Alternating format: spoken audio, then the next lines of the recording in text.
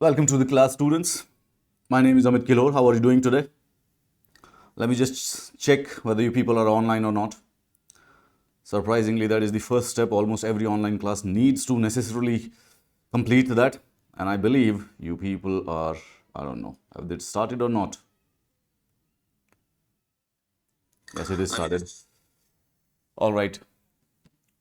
Good evening to every one of you. I am massively sick and ill today, so that's why we are not doing a class on the board because I'm actually unable to stand.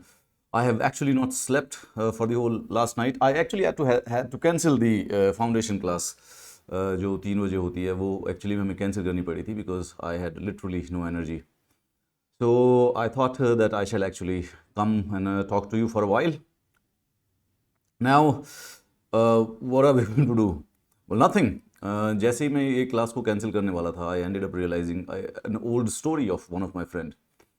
So that person, she was preparing for the mains. 2012 की बात है, उसकी mains की preparation चल रही थी and she got stuck with fever. उसको बुखार हो गया मेन से एग्जैक्टली 10-15 दिन पहले. सो आई रिमेंबर दैट कि वो लाइब्रेरी में बैठ के पढ़ रही थी कोने में और वो रोने लग रही थी. And then like me and other friends वो बोले क्या, हमारा पेपर नहीं था उस समय, कि भाई क्या चल रहा है, what's happening here and all that. तो वो बुखार हो रखा है उसको, लेकिन पढ़ रही है, दर्द हो रहा है लेकिन रोए जा रही है. एंड उसके बाद भी क्योंकि एक हफ्ते बाद मेंस है, can't even quit it. Sad story, right? Not sad actually, मैं परसिवियरेंस स्टोरी, एकदम दशरथ मांझी वाली टाइप की. Well, she didn't clear the mains anyway, if you wanted to know the end of the story. But yes, I actually saw कि कभी कभी हम रोते रहते हैं, पेन में होता है, उसके बावजूद भी जो काम नेसेसरी करना है वो करना ज़रूरी है. Though I should have actually applied the same principle to the foundation class also. But at that time I was actually far more tired than I am right now. Nevertheless, all right, कोई बात नहीं, ठीक है. So this is the third class of the polity, my friends. All right, and we'll do something at least fundamental rights तो हम complete कर ही सकते हैं. I can actually push myself to that hard. Now, first of all, 2-3 announcement आप लोगों के लिए है. You will have a test on Saturday. तो Saturday को जो टेस्ट होगा वो लेबर लॉज का होगा. All right. It would be simple, ऐसा कोई कॉम्प्लेक्स नहीं कर रहे हैं. It's just a thing, it's just कि आपको थोड़ा सा रिवाइज करने के लिए मिल जाए चीज़ें लेबर लॉज के लिए. तो दैट वुड बी इट.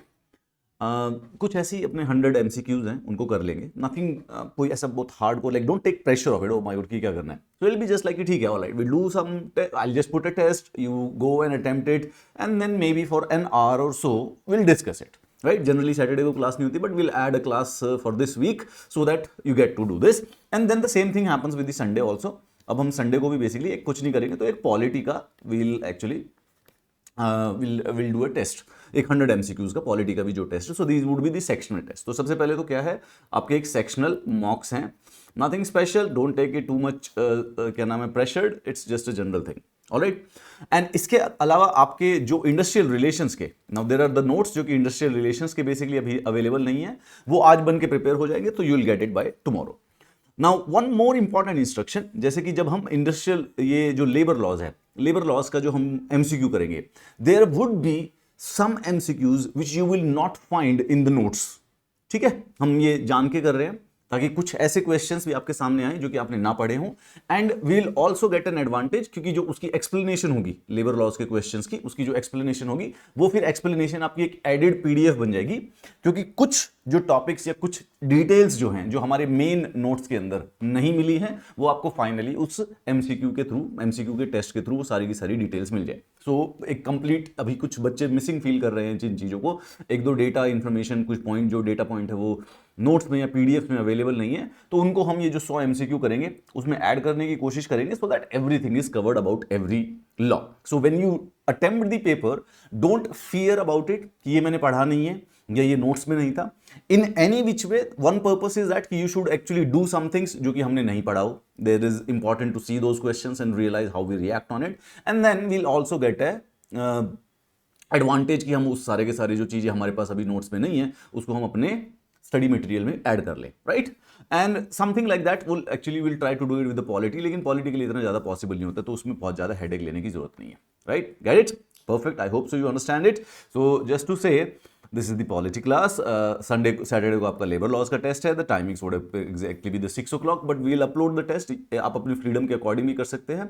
मैं जो exactly आपको टाइम बताऊंगा ग्रुप में, कोशिश कीजिएगा उसी समय करेंगे.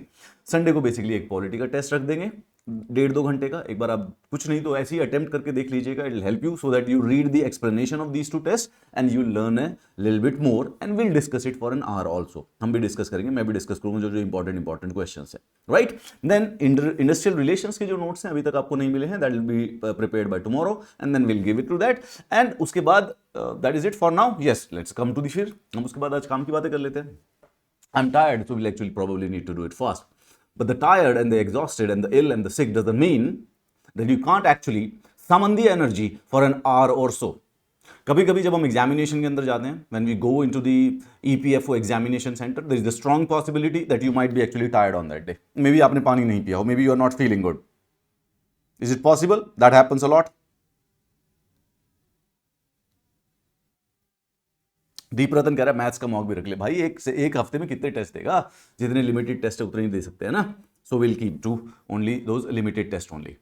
नेवरदलेस, चलिए एक काम कीजिए, first listen to me for a while. Fundamental rights हम कुछ कर लेते हैं, मिनिमम नहीं तो 1 घंटा तो करना ही चाहिए, राइट। रिमेंबर दिस, कभी कभी एग्जामिनेशन हॉल के अंदर एंटर करते हुए हम थोड़े से परेशान होंगे और कभी कभी हमारी जो क्या कहते हैं like health can also be not 100% on that day. On that day, for 2 hours, you just summon every will and every energy that you have and you focus on that. All right, let's come back to the concept of the polity. ये polity की revision चल रही है, detailed videos अगर आपको चाहिए तो that has been provided in the Telegram group. Those are available in the link section. तो सारे के सारे जो chapters हैं उसको detail में पढ़ना चाहते हो तो right now we are revising and we are actually on the fundamental rights, part 3, article number 12 to 35, right? Now हमारे कॉन्स्टिट्यूशन का एक पार्ट 3 है फंडामेंटल राइट्स का, जिसको कहते हैं fundamental rights is described as the Magna Carta of the India. The word Magna Carta basically comes from the Britain. Britain में एक बहुत पुराना लाइक 1215 में एक लॉ बना था जिस लॉ का नाम है Magna carta. The word Magna means great, the carta means charter, the great charter. It was signed between the Kings and the aristocrats of that time. तो वो सिंबल है. That document of 1215 of the Britain is basically a symbol, sort of symbol for the liberty. तो generally किसी के भी constitution में जो fundamental right वाला चैप्टर होता है उसको उसके कॉन्स्टिट्यूशन का मैग्ना कार्टा बोलते हैं. तो हमारे कॉन्स्टिट्यूशन में पार्ट 3 में फंडामेंटल राइट दिए हुए हैं, तो hence we call that the Magna Carta of the India, right. Just because कि एक हिस्टोरिकली ब्रिटेन का एक डॉक्यूमेंट है जो मैग्ना कार्टा है, which is popular for being a symbol of liberty. Now article number 12 से 13, हर एक पार्ट के अंदर आर्टिकल्स होते हैं, इसमें 12 से लेकर 35 तक आर्टिकल हैं total 2. It derives inspiration from the constitution of the United States of America called as the bill of rights. मतलब कि यूएसए का कॉन्स्टिट्यूशन एक्चुअली में सबसे पहला विश्व का कॉन्स्टिट्यूशन था जिसने फंडामेंटल राइट्स को रिटन कॉन्स्टिट्यूशन के अंदर ऐड कर लिया था. नाउ 1789 में यूएसए का कॉन्स्टिट्यूशन बना था, उसमें फंडामेंटल राइट्स नहीं थे, लेकिन इन्होंने 1791 में लाइक लिटरली 2 साल के बाद back to back like on the same day they did 10 amendments. ठीक है, 10 अमेंडमेंट्स इन्होंने किए थे, एक ही दिन के अंदर कर दिए थे 10 के 10 amendments. Those are called as the bill of rights. The word bill here means document of rights, है ना. कभी कभी बिल हम कंफ्यूज हो जाते हैं. बिल का मतलब होता है डॉक्यूमेंट्स ऑफ राइट. तो यूनाइटेड स्टेट्स ऑफ अमेरिका ने अपने कॉन्स्टिट्यूशन में लगातार 10 फंडामेंटल राइट्स ऐड किए थे. Those are in their country called as the Bill of Rights and they are basically the fundamental rights of the USA. So that became the precedent. उस दिन के बाद से जब भी कोई नया कॉन्स्टिट्यूशन बनता है तो वो फंडामेंटल राइट्स अपने अंदर रिटन में लिख लेते हैं ताकि उनको प्रोटेक्ट किया जा सके, right. To protect the liberties and the freedoms of the people against the invasion of the state. Now the most interesting thing and the concepts to be understand related to the fundamental right is कि fundamental right state से protect करने के लिए होते हैं. Technically speaking government, a lot of us, हम बहुत सारे जो लोग हैं कुछ ना कुछ लोग गवर्नमेंट को सपोर्ट करते होंगे, right. We love our government, we support our government. हम ट्विटर पे जाते हैं, इंस्टाग्राम पे जाते हैं, we fight with other people about the opposition and about the other government. But remember this very important thing that when talking about it abstractly और politically और academically, it is the state or the government. ठीक है, state or the government is the one who basically has the capacity and the ability to take our rights away. कैसे भाई? एक तो उनके पास parliament है, तो पार्लियामेंट कोई भी लॉ बना देगा और आपके लॉज ले सकता है. एक उनके पास एग्जीक्यूटिव है, यानी कि उनके पास पुलिस की भी पावर होती है, and they can arrest us and they can basically हम उनको फांसी पे भी चढ़ा सकते हैं. सो राइट्स जो हैं वो एक्चुअली में उसी के द्वारा लिए जाएंगे जो कि एक्चुअली में पावर में होता है. Generally speaking, we like people in the power, right? We support them. We actually fight online against our opposition, कोई अगर हमारे व्यू पॉइंट से मैच नहीं करता है तो, राइट? आप लोगों ने देखा होगा कि द बीजेपी के जो सपोर्टर है वो कांग्रेस को ट्रॉल करते हैं, कांग्रेस के जो सपोर्टर्स है वो बीजेपी को ट्रॉल करते हैं. But remember this, when it comes, it is the people who are in power, whether king, whether the president, whether the dictators, whether the prime minister or the parliament or the legislature or the MLAs or the MPs, they have the actual power to take our rights away. Now, this used to happen time and again in the history कि जब भी कोई राजा वाजा बनता था तो एक बार तो कुछ समय के लिए तो सबके सब सही रहते हैं, but then as the saying go, the power corrupts and the absolute power corrupts absolutely. तो जो किंग्स और the any person who was a revolutionary, धीरे धीरे वो डिक्टेटर बन ही जाता है चेंज के बाद. तो हाउ डू यू इंश्योर कि at any given point of time, what ever be the situation in the society, जो लोग हैं, सिटीजन्स जो हैं, जो ऑर्डिनरी आम आदमी जो है, उसको कुछ प्रोटेक्शंस परमानेंट मिले रहे. Well, the innovativeness which seems so obvious today, one of the most radical idea came in the minds of the revolutionaries of the United States of America. They said that let's write some rights in the constitution which cannot be violated by anyone, even by the executive or even by the legislature, which means कि yes we have a parliament, लेकिन वो कोई भी ऐसा law नहीं बना पाएगा जो कि ये राइट्स को वायलेट कर दे. Okay, and let's have the government, police बना देते हैं, आर्मी बना देते हैं, गवर्नमेंट बना देते हैं, बट वो गवर्नमेंट कुछ भी ऐसा नहीं कर पाएगी कि ये वाले राइट्स को वायलेट कर सके. आज दिस इज सो ऑब्वियस कि हम इसको ग्रांटेड लेते हैं. If I actually talk to you, sir ये तो नॉर्मल चीज है, इसमें क्या बड़ी बात है, we will take it for the granted, but the thing was that it's a very very radical idea. Finally we started it, और हमने ये करने लगना स्टार्ट कर दिया. तो fundamental rights are basically claims of citizens against state. Generally speaking, rights has such a positive connotation that we are absolutely unable to articulate it or understand it in the context कि this is basically something against the state, right? आप घर पे देखिए, अपने घर पे आपके पास कुछ राइट्स होते हैं, एंड लेट्स से कि हाइपोथेटिकली एक एग्जांपल के तौर पे देखते हैं कि आपकी नानी ने आपको जो 100 रुपए दिए हैं, हाइपोथेटिकली घर में एक रूल है कि जो नानी ने 100 रुपए दिए हैं वो आपके होते हैं और किसी वो कोई नहीं ले सकता, ना उसको मम्मी ले सकती है, ना पापा ले सकता है, ना बड़ा भाई ले सकता है. So if you put it academically, it basically is protecting your 100 rupees from your family. Your wealth, your property, your private property is being protected from your father, from your mother, or from your sister or brother, right? Which means the people who are our protectors have the power to take our property and our rights also. So hence UPSC ने एक बार पूछा था कि fundamental rights are the claims of the citizens against state. And देखो, state is the abstract entity. Technically speaking, state का मतलब क्या होता है? Government. और गवर्नमेंट कौन सी होती है? गवर्नमेंट का मतलब होता है parliament and the executive and the judiciary. यही तो लोग हैं जो क्या नाम है, सशक्त हैं और जो पावर में हैं. सो इस साल यूपीएससी ने बड़े सारे 2017 में बहुत बच्चों ने पेपर को, ये प्रीलिम्स का छोटा सा क्वेश्चन था, उसको गलत कर दिया, because mentally and psychologically they were thinking कि फंडामेंटल राइट्स और स्टेट तो बेसिकली दोनों एक दूसरे के साथ सिंक में हैं, they basically are supporters of each other. But no, this is the circle of the fundamental rights and this is the circle of the state. The whole point of this constitution and the whole point of writing the fundamental rights in the constitution is कि यार इसके अंदर entry मत करो, तुम बाकी इसके बाहर रहोगे. Fine, you might be supporting us, you might be doing welfare for us, everything is all right, no problems with that. We appreciate what you do for us. We will choose you. We are a democracy. However, this is a circle of rights. Please don't enter it. Fundamental rights के बारे में मैं बात करता हूँ, and fundamental rights के कुछ features के बारे में बात बताता हूँ. जैसे for example, some of them are available only to the citizens. Okay, जैसे हम इंडिया के नागरिक हैं, देन देयर आर पीपल जो कि फ्रांस में रहते हैं, कुछ जापान में रहते हैं. फंडामेंटल राइट्स की खास बात यह है कि सरप्राइजिंगली वो फॉरेनर्स को भी अवेलेबल है, बट कुछ खास वाले फंडामेंटल राइट्स जो हैं, जो कि इंडियंस के लिए हैं only, they are special, right? Now specifically अगर मैं आपको बोलूं, आर्टिकल नंबर 15 और 16, आर्टिकल नंबर 19, आर्टिकल नंबर 29 और 30, इन 5 आर्टिकल्स में जो राइट्स लिखे हुए हैं, they are exclusively available only to an Indian. मतलब कि अगर आप फ्रांसीसी और जापानीज हो, आपको ये राइट नहीं मिलेंगे. Surprisingly, but more surprisingly, article number 17, article number 21, article number 23, those are available to a foreigner also. चाहे वो जापानीज हो, चाहे वो कीनिया, इवन पाकिस्तान वाले को अवेलेबल है, इवन चाइनीज को अवेलेबल है. They are available to everyone. First of all, they are not absolute but qualified. What it means is that ऐसा नहीं है कि एक बार हमने कोई राइट बोल दिया तो वो परमानेंटली एकदम बिल्कुल मिट्टी, मतलब क्या नाम है, पत्थर की लकीर बन के चला गया, राइट? जैसे for if I say that you have a freedom of speech and expression, तो इसका ये मतलब नहीं है कि आपको एब्सोल्यूट 100% स्पीच है, फ्रीडम है 100%. नो, आप किसी को गाली नहीं दे सकते. Oh okay okay okay, I have freedom of speech and expression, but मैं किसी को गाली नहीं दे सकता। That is the disclaimer, that is the qualification. आप किसी का अपमान नहीं कर सकते, आप किसी के बारे में झूठी खबर नहीं फैला सकते, आप किसी को वायलेंस के लिए इंसाइट नहीं कर सकते। And then you suddenly start saying okay, makes reasonable है, रीजनेबल चीज है, लॉजिकल है। यस, मैं कहीं पर भी जाके मीटिंग कर सकता हूं अपने दोस्तों के साथ, यस, बट लेकिन हथियारों के साथ नहीं कर सकता।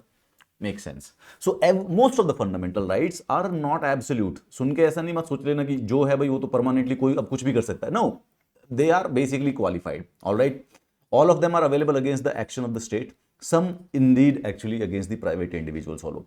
प्राइमरली फंडामेंटल राइट्स का फंक्शन स्टेट के साथ प्रोटेक्शन है, ठीक है। State is the person, fundamental rights का टारगेट स्टेट होता है, government to be more precise. But there are some times individuals भी हैं जो कि आपके फंडामेंटल राइट्स पे, मतलब कि इंसान एक दूसरे की भी फंडामेंटल राइट्स को वायलेट कर सकता है। कुछ ऐसे फंडामेंटल राइट्स होते हैं जो कि इंडिविजुअल्स भी वायलेट नहीं कर सकते। इसका एक एग्जांपल देता हूं। For example, the freedom of speech and expression, now this is basically applicable to state. The right to life and the right, this is sorry, the right to life,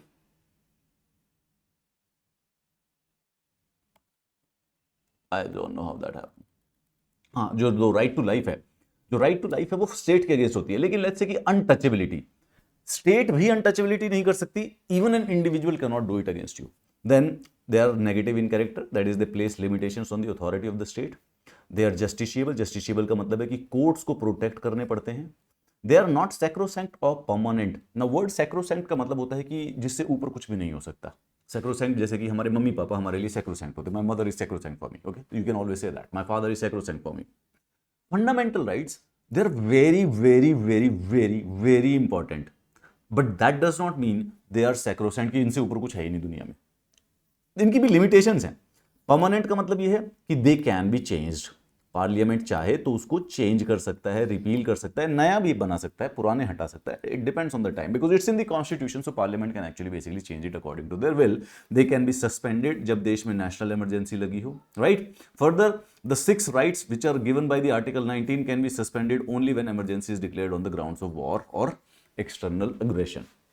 देश में किसी किसी सिचुएशन में emergency आ जाती है, right. जैसे अगर आप किसी बिल्डिंग में रह रहे हो और उस बिल्डिंग में आग लग जाए, ना दैट इज द सिचुएशन जिसके अंदर इमरजेंसी लगी हुई है। अब जब इमरजेंसी है, आग लग गई है, क्या नाम है, बिल्डिंग के अंदर, तो जो नॉर्मल रूल्स हैं कि चिल्लाना नहीं है, भागना नहीं है, क्या नाम है, खींचना नहीं है, किसी को शीशे नहीं तोड़ने हैं, पानी नहीं गिराना, all those rules don't apply, right. Similarly अगर देश के ऊपर किसी प्रकार की इमरजेंसी आ जाए तो कुछ स्पेशल रूल्स जो हैं वो सस्पेंड भी हो जाते हैं। फंडामेंटल राइट्स वैसे अवेलेबल हैं, लेकिन जब देश पर इमरजेंसी है तो इनके भी सस्पेंशन होने के पूरे चांस रहते हैं। The application can be restricted while martial law is in the force in any area. किसी एरिया में अगर मिलिट्री का मार्शल लॉ अगर लगा हुआ है तो फंडामेंटल राइट्स की जो एप्लीकेशन है उसको थोड़ा सा रिस्ट्रिक्ट भी किया जा सकता है। Now let's actually basically start doing the fundamental rights. हमें फंडामेंटल राइट्स को करना स्टार्ट करना पड़ेगा, राइट। आर्टिकल नंबर 12 से लेकर 35 तक हमारे फंडामेंटल राइट्स दिए हुए हैं। फर्स्ट ऑफ ऑल हम आर्टिकल 12 और आर्टिकल 13 के बारे में बात करते हैं। What does article 12 says? See, whenever you will talk about the fundamental rights, they are basically related to state. वो restrictions लगाते हैं स्टेट के ऊपर। State shall treat everybody equal, मतलब कि स्टेट किसी को अनइक्वल ट्रीट नहीं कर सकता। State shall not take away the freedom of speech and expression. State shall not take away the right to life and liberty. But the question is, what is state? Academically तो हमें पता है state क्या होता है। Academically state होता है कि जिसकी टेरिटरी, पॉपुलेशन, सॉवरेनिटी और गवर्नमेंट हो। ऑल राइट, देन वैसे स्टेट क्या होता है? तो स्टेट को डिफाइन करना बहुत ज़्यादा ज़रूरी है लीगली स्पीकिंग, कि जब कोई आदमी कोर्ट में जाके क्लेम करेगा कि मेरे फंडामेंटल राइट्स वायलेट हो रहे हैं, तो ये भी तो पूछा जाएगा किसने कर दिए तेरे फंडामेंटल राइट वायलेट। तो कोई रैंडम चीज़ तो वायलेट कर नहीं देगी। We need to define who is the state जो कि ये काम नहीं कर सकती है। So that is given in the article number 12। Article number 12 state को डिफाइन करने की कोशिश करता है। क्यों? ये सिर्फ ये कह रहा है ताकि पता चल जाए। No, this says that article 12 defines the term for the purpose of the part 3। एक प्रीलिम्स का बड़ा प्यारा क्वेश्चन है कि जो स्टेट की डेफिनेशन आर्टिकल 12 में दी हुई है, that only applies to part 3 and part 4। So अगर वर्ड स्टेट आपको पार्ट 5 में लिखा हुआ मिल जाए तो उसका जनरल मतलब है एब्स्ट्रैक्ट, जो हम किताबों में पढ़ते हैं। अगर फर्स्ट में चैप्टर पार्ट 1 में मिल जाए, प्रीएम्बल में लिखा हो, 19th में लिखा हो, 20th, कहीं पूरे कॉन्स्टिट्यूशन में कहीं और भी वर्ड स्टेट लिखा हो, तो उसका मतलब है जो जनरल स्टेट हम समझते हैं, यू नो, एब्स्ट्रैक्ट मीनिंग जो होता है। पर अगर पार्ट 3 और पार्ट 4 में अगर स्टेट लिखा है तो उसका वो मतलब माना जाएगा जो कि आर्टिकल 12 में लिखा हुआ है। And what does the article 12 से? आर्टिकल 12 सिंपल सी बात करता है कि यार एग्जीक्यूटिव और जो लेजिस्लेटिव ऑर्गन्स होते हैं यूनियन गवर्नमेंट के। इसका मतलब हुआ पार्लियामेंट और प्राइम मिनिस्टर और काउंसिल ऑफ मिनिस्टर्स और जो आईएएस और आईपीएस जो ब्यूरोक्रेट्स होते हैं सारे के सारे। एग्जीक्यूटिव और जो लेजिस्लेटिव ऑर्गन्स जो होते हैं स्टेट गवर्नमेंट के। इसका मतलब ये लेजिस्लेटिव ऑर्गन ऑफ स्टेट क्या होता है? विधानसभा। एग्जीक्यूटिव ऑर्गन ऑफ स्टेट क्या होता है? ये जो आईएएस आईपीएस जो स्टेट के सिविल सर्विसेज में काम करते हैं, ये जो चीफ मिनिस्टर और जो काउंसिल ऑफ मिनिस्टर होता है। उसके बाद ये जो ऑल लोकल अथॉरिटीज जैसे कि म्यूनसिपैलिटी होगी, पंचायत हो गई, डिस्ट्रिक्ट बोर्ड होगी, इंप्रूवमेंट ट्रस्ट हो गई, एंड एनी अदर अथॉरिटीज जो कि बेसिकली गवर्नमेंट के लिए काम करती हैं, which is the instrument of the state. तो सबसे पहले तो पूरे के पूरे देश की जो ऊपर की सरकार है, पार्लियामेंट है, उन सब चीजों से रिलेटेड जो चीज है ना, इसका मतलब समझने की कोशिश करो। So what they are saying, जो इस आर्टिकल में लिखा हुआ है, these people can not violate the fundamental rights. ये करेंगे तो एकदम पकड़े जाएंगे। भाई यहां पे लिख दिया ना कि स्टेट का मतलब होता है legislative organ of union government, इसका मतलब पार्लियामेंट। सो अब अगर कहीं पे लिखा हुआ है कि state can not violate freedom of speech of expression, तो इसका मतलब parliament can not violate it. So we have just defined कि ये लोगों के ऊपर लिमिटेशंस लग जाएं कि ये कभी भी फंडामेंटल राइट्स को वायलेट ना कर पाए। करेंगे तो फिर हम सुप्रीम कोर्ट जाके उनके अगेंस्ट एक्शन लेने की कोशिश कर सकते हैं। सो हेंस सिर्फ और सिर्फ गवर्नमेंट नहीं, कुछ ऐसी प्राइवेट बॉडी भी, इवन अ प्राइवेट बॉडी और एजेंसी जो कि गवर्नमेंट की तरह काम कर रही है, गवर्नमेंट वाला कोई इंपॉर्टेंट काम कर रही है, जैसे कोई हाईवे फ्लाईओवर चला रही है, ऐसी कोई ऑर्गेनाइजेशन। अब हाईवे फ्लाईओवर चलाना, एक्सप्रेसवे रन करना, that's a job, they are doing it on the behalf of the government, right. Private road उनकी थोड़ी ना, रोड तो भाई पब्लिक प्रॉपर्टी होती है। तो इसीलिए वो भी व्हेन इट कम्स स्टेट की तरह मानी जाएगी, मतलब कि वो भी ऐसा कोई रूल और रेगुलेशन नहीं बना पाएगी जो कि फंडामेंटल राइट्स को वायलेट करे। एंड देन यहां पर बात करते हैं आर्टिकल नंबर 13। आर्टिकल नंबर 13 दो इंपॉर्टेंट बातें कहता है। पहली कहता है कि कॉन्स्टिट्यूशन बनने से पहले जितने भी हमारे देश के अंदर लॉ हैं, अगर उसमें से कोई भी पार्ट 3 फंडामेंटल राइट्स को वायलेट करता है तो वो लॉ वॉइड कर दो। So all laws that are inconsistent या फिर in derogation of fundamental rights shall be void. Simple सी बात है। और फिर उसके बाद दो पॉइंट है, पहले 13.1 है और फिर 13.2। पहले वाले में कहता है कि कॉन्स्टिट्यूशन बनने से पहले जो भी कोई लॉ बना था, अगर मतलब कि अब देखो कॉन्स्टिट्यूशन बनने से पहले कम से कम नहीं तो 2-3 हजार लॉ बने हुए थे ब्रिटिशर्स ने, राइट। एकदम अचानक से वो गायब नहीं हो जाते, अचानक से हटते नहीं है। But we just put a very very important condition कि अगर कॉन्स्टिट्यूशन बनने से पहले कोई भी ऐसा लॉ था जो कि फंडामेंटल राइट्स को वायलेट करता है, उसको कर दो डिलीट, कोई प्रॉब्लम नहीं है, वॉइड हो जाएगा वो उस दिन से, इसी दिन से। सो इन अ वेरी हाइपोथेटिकल सिचुएशन, जैसे कि 1930 में ब्रिटिशर्स ने एक लॉ बनाया था कि किसी यूनिवर्सिटी का जो वाइस चांसलर है वो सिर्फ और सिर्फ यूरोपियन होना चाहिए या ब्रिटिश होना चाहिए। Okay, they made this law.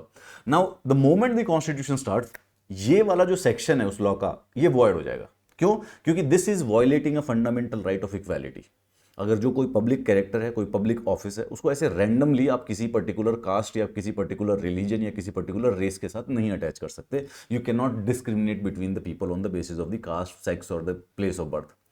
तो हेंस वो जो पॉइंट था कॉन्स्टिट्यूशन से पहले बनाया था अंग्रेजों ने, लेकिन अब वो कैंसिल।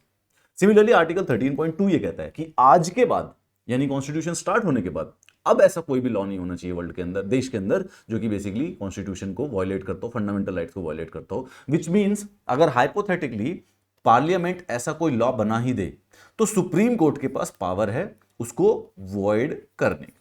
मतलब एक प्रकार की इंस्ट्रक्शंस दे रखी है कि कोई भी ऐसा लॉ देश में नहीं बनेगा जो कि फंडामेंटल राइट्स को वायलेट करे। और सपोज करो किसी ने बना दिया, वेल किसी ने बना दिया अगर तो आप जाके सुप्रीम कोर्ट में चैलेंज कर दो कि देखो ये गलत लॉ बना हुआ है। सुप्रीम कोर्ट यही आर्टिकल की पावर को यूज करेगा कि देखो यार कॉन्स्टिट्यूशन में लिखा हुआ है कि ऐसा लॉ नहीं बन सकता है, तुमने बना दिया है, सो मैं कैंसिल कर रहा हूं, वॉइड कर दूंगा, right. And they then again describe the law also. Law की भी डिस्क्राइब क्या नाम है, डिफाइन करना पड़ता है। कोई भी लॉ जो कि बेसिकली सेंट्रल गवर्नमेंट या स्टेट गवर्नमेंट बनाती है, पार्लियामेंट बना रही है, विधानसभा बना रही है, प्रेसिडेंट या गवर्नर कोई ऑर्डिनेंस इशू कर देते हैं, कोई भी डेलीगेटेड लेजिस्लेशन जो हो, कोई ऑर्डर हो, गवर्नमेंट का ऑर्डर, कोई आईएएस का ऑर्डर, कोई डीएम का ऑर्डर, ऐसी सारी की सारी चीजें जो हैं, all of these things will be considered law. मतलब कि these are something which shall not actually violate a fundamental right. Second, Supreme Court ने केशवनंद भारती केस में कहा है कि एक constitutional amendment can be challenge on the ground that it violates a fundamental right that forms the part of the basic structure of the constitution, hence can be declared as a void. Even अगर हम constitutional amendment के द्वारा भी कोई change करते हैं तो उसको भी सुप्रीम कोर्ट में चैलेंज किया जा सकता है, ये बोल के कि इससे हमारे संविधान का जो बेसिक स्ट्रक्चर है वो वायलेट होने लग रहा है। ग्रेट। अब हम फंडामेंटल राइट को करने की कोशिश करते हैं ना। वैसे अगर आपको थोड़ी सी चीज याद हो, हमारे देश के अंदर टोटल 6 फंडामेंटल राइट है। Okay, this is the way it is, मतलब कि कॉन्स्टिट्यूशन के अकॉर्डिंग डिवीजन दे रखा है। द फर्स्ट वन इज कि हमारा एक राइट है, right to equality, everybody of all of us are equal, और ये आर्टिकल नंबर 14 से 18 के बीच में दिया हुआ है। There are multiple ways to define equality, अलग अलग पर्सपेक्टिव्स हैं, तो 5 आर्टिकल के अंदर वो इक्वालिटी को डिफाइन करने की कोशिश करते हैं। देन उसके बाद दूसरे वाला है फ्रीडम। हमारा कॉन्स्टिट्यूशन कुछ पर्टिकुलर फ्रीडम्स भी देता है, those are given in article 19 to 22। Freedom of speech and expression, freedom of education, right to life और लिबर्टी, आजाद अरेस्ट और डिटेंशन से कुछ फ्रीडम होती हैं। देन उसके बाद फ्रीडम, कॉन्स्टिट्यूशन कहता है कि एक्सप्लॉयटेशन नहीं होनी चाहिए इंसानों की, वो एक्सप्लॉयटेशन से रिलेटेड को जो कुछ राइट है वो आर्टिकल नंबर 23 से 24 में दे रखे हैं। देन उसके बाद कॉन्स्टिट्यूशन कहता है कि यार फ्रीडम ऑफ रिलीजन होनी चाहिए आप लोगों के पास, not a problem, you shall follow the religion which you want to, and the state doesn't actually have a right to basically interfere in that. Then उसके बाद कुछ एजुकेशनल और कल्चरल राइट्स, कि आपको अपने कल्चर को प्रोटेक्ट करने का भी अधिकार होना चाहिए, right, those are given in article 29-30। And then one sixth very very important right, in case ये दोनों की दोनों वायलेट हो जाए, पांचों के पांचों वायलेट हो, तो क्या करोगे? Well then you actually have a right to constitutional remedy. Remedy का मतलब है कि फिर आपके पास एक्चुअली में अधिकार है कि इनका इलाज भी ढूंढ लिया जाएगा, वो आर्टिकल नंबर 32 में लिखा हुआ है। Now you have obviously understood it कि एक और आर्टिकल था बीच में 31, वो राइट टू प्रॉपर्टी था, पहले हमारे कॉन्स्टिट्यूशन में हुआ करता था, but they have basically changed it and now उसको बेसिकली हटा दिया गया। तो article 14 simply says equality before law and the equal protection of the law. देखो ये स्टेट जो है, स्टेट शैल नॉट डिनाई, ऐसे लिखा हुआ है ना, तो स्टेट की डेफिनेशन दी हुई है आर्टिकल 12 में, they shall not deny to any person equality before the law और the equal protection of the law. Great. Concept of equality before the law, ये ब्रिटिश ये जो वर्ड है इक्वालिटी बिफोर द लॉ लिखा हुआ ऐसे पूरे, I just have a look at it, hold on for a second, this is what it is written. अगर आप इस लॉ को, सॉरी इस आर्टिकल को खोलोगे कॉन्स्टिट्यूशन में, तो ये लिखा हुआ है बस इतना, दिस इज इट, इतना लिखा हुआ है, दिस इज इट। तो यहां पे नोटिस कीजिए क्या है, simple, state shall not deny any person equality before the law और equal protection of the law. पहले इन दोनों वर्ड्स को समझते हैं। तो ये जो इक्वालिटी बिफोर द लॉ है, ये ब्रिटेन से हमने कॉन्सेप्ट निकाला है। बिल्कुल जो लिटरल मतलब होता है, कानून के सामने सबके सब बराबर है, equality before the law. This is a very surprisingly common thing कि यार हाँ, कानून के सामने तो सबके सब बराबर है, क्योंकि हम तो सारी ऐसी मूवीज देखते हुए बड़े हुए हैं। पर ये ऐसी कोई नई बात नहीं है, ये मतलब बहुत रीसेंट है, 400 500 600 साल पहले ही ब्रिटेन में लागू होनी स्टार्ट हुई थी। पहले अगर आप नोटिस करो तो जो राजा होता था वो कानून से बड़ा माना जाता था। तो equality before the law is something which didn't use to apply. ऐसा नहीं था कि इक्वालिटी मानते थे, राजा या राजा के जो खास लोग थे वो बेसिकली कानून उनके ऊपर अलग से अप्लाई होता था। And even in our society in certain places, जो प्रीस्टली क्लासेस होती थी उनको सेम क्राइम की अलग पनिशमेंट होती थी, और जो लोअर क्लासेस होती थी उनकी सेम क्राइम की पनिशमेंट अलग होती थी। मतलब people were unequal in front of the law. तो एक सोसाइटी का, डेमोक्रेटिक सोसाइटी का और एक मॉडर्न सोसाइटी का एक पर्पस निकला कि लेट्स इंश्योर दैट लॉ बराबर होना चाहिए, everybody has to be equal before the law. अगर ऐसा नहीं है तो बेसिकली वो सिचुएशन जो सोसाइटी है वो अच्छी नहीं है, इक्विटेबल नहीं है, जस्टिस नहीं कर पाएगी किसी के साथ, बिकॉज दीज पीपल जो कि सुपीरियर हैं, लॉ से बेटर मानते हैं अपने आप को, वो हमेशा ऑप्रेस करेंगे जो कि लॉ के नीचे आएगा। So this idea, this is an element of the concept of the rule of law. AV Dicey एक ब्रिटिश ज्यूरिस्ट था, उसने कॉन्सेप्ट दे रखा है कि यार रूल ऑफ लॉ होना चाहिए, इंसानों का रूल नहीं होना चाहिए, ह्यूमन बींग्स का रूल नहीं होना चाहिए, रूल ऑफ लॉ होना चाहिए। उसमें रूल ऑफ लॉ जो है उसको आर्टिकल 14 में हमारे कॉन्स्टिट्यूशन के अंदर ऐड किया हुआ है कि हमारा देश जो है कानून के बेसिस पे चलता है, किसी पर्टिकुलर इंसान के बेसिस पे नहीं चलता है। British constitution is a result of rights of individuals defined in courts and not a source of rights. In Indian system, the constitution is the source of the individual rights. Absence of any special privileges. ये 2017 में पूछा था कि equality का मतलब क्या होता है, लिटरल डेफिनेशन एनसीईआरटी में ये वर्ड्स यूज कर रखे हैं। NCERT says is that equality means absence of any special privileges. This is how NCERT defines equality. What do you mean by equality? हम समझते हैं समानता, सब इक्वल हैं, everybody is equal, that is how you is going to define. NCERT says equality means absence of any special privileges. ये लिखा हुआ है, इसीलिए एनसीईआरटी में से ये क्वेश्चन पूछा जाता है। And equal subjection of all person to the ordinary law, जो कि अभी मैंने बताया कि सब बेसिकली कानून के सामने सारे के सारे बराबर होते हैं, कोई भी इंसान जो है कानून के ऊपर नहीं होगा, सिंपल लॉजिक। इसके बाद एक दूसरा शब्द भी है, equal protection of the laws. ये जो कॉन्सेप्ट है ये बेसिकली अमेरिकन कॉन्स्टिट्यूशन में पाया जाता है। This basically tries to tell कि अगर कोई आदमी सपोज कीजिए कि 10 करोड़ रुपए कमाता है और कोई आदमी पूरे साल के 50,000 रुपए, मतलब कि महीने के 10,000 रुपए कमाता है, और एक आदमी महीने के 10 करोड़ रुपए कमाता है, क्या इन दोनों आदमियों के ऊपर बराबर टैक्स लगना चाहिए? हाइपोथेटिकली आप अंदाजा लगा के बताइए। इसके भी दो बच्चे हैं, 10,000 रुपये कमाने वाले के लिए उसको दोनों को स्कूल भेजना है, खाना वाना खाना है, बिजली के बिल भरना है। वो जो 10 करोड़ कमा रहा है उसके भी दो बच्चे हैं, वो भी अपना मतलब अगेन इन ऑनेस्टी उसको भी खाना खाना, उसको भी बेसिकली बिजली के बिल भरने हैं और अपने बच्चों को स्कूल भेजना है। But are they actually equal? In this context American basically divides something, a concept which is called as the equal protection of the law. American कहते हैं कि यार लॉ ऐसे रैंडमली इक्वालिटी से नहीं लगाया जाता है, जो आदमी इक्वल है, जिसके सर्कमस्टेंसेस बराबर है, उसके लिए लॉ इक्वल होना चाहिए।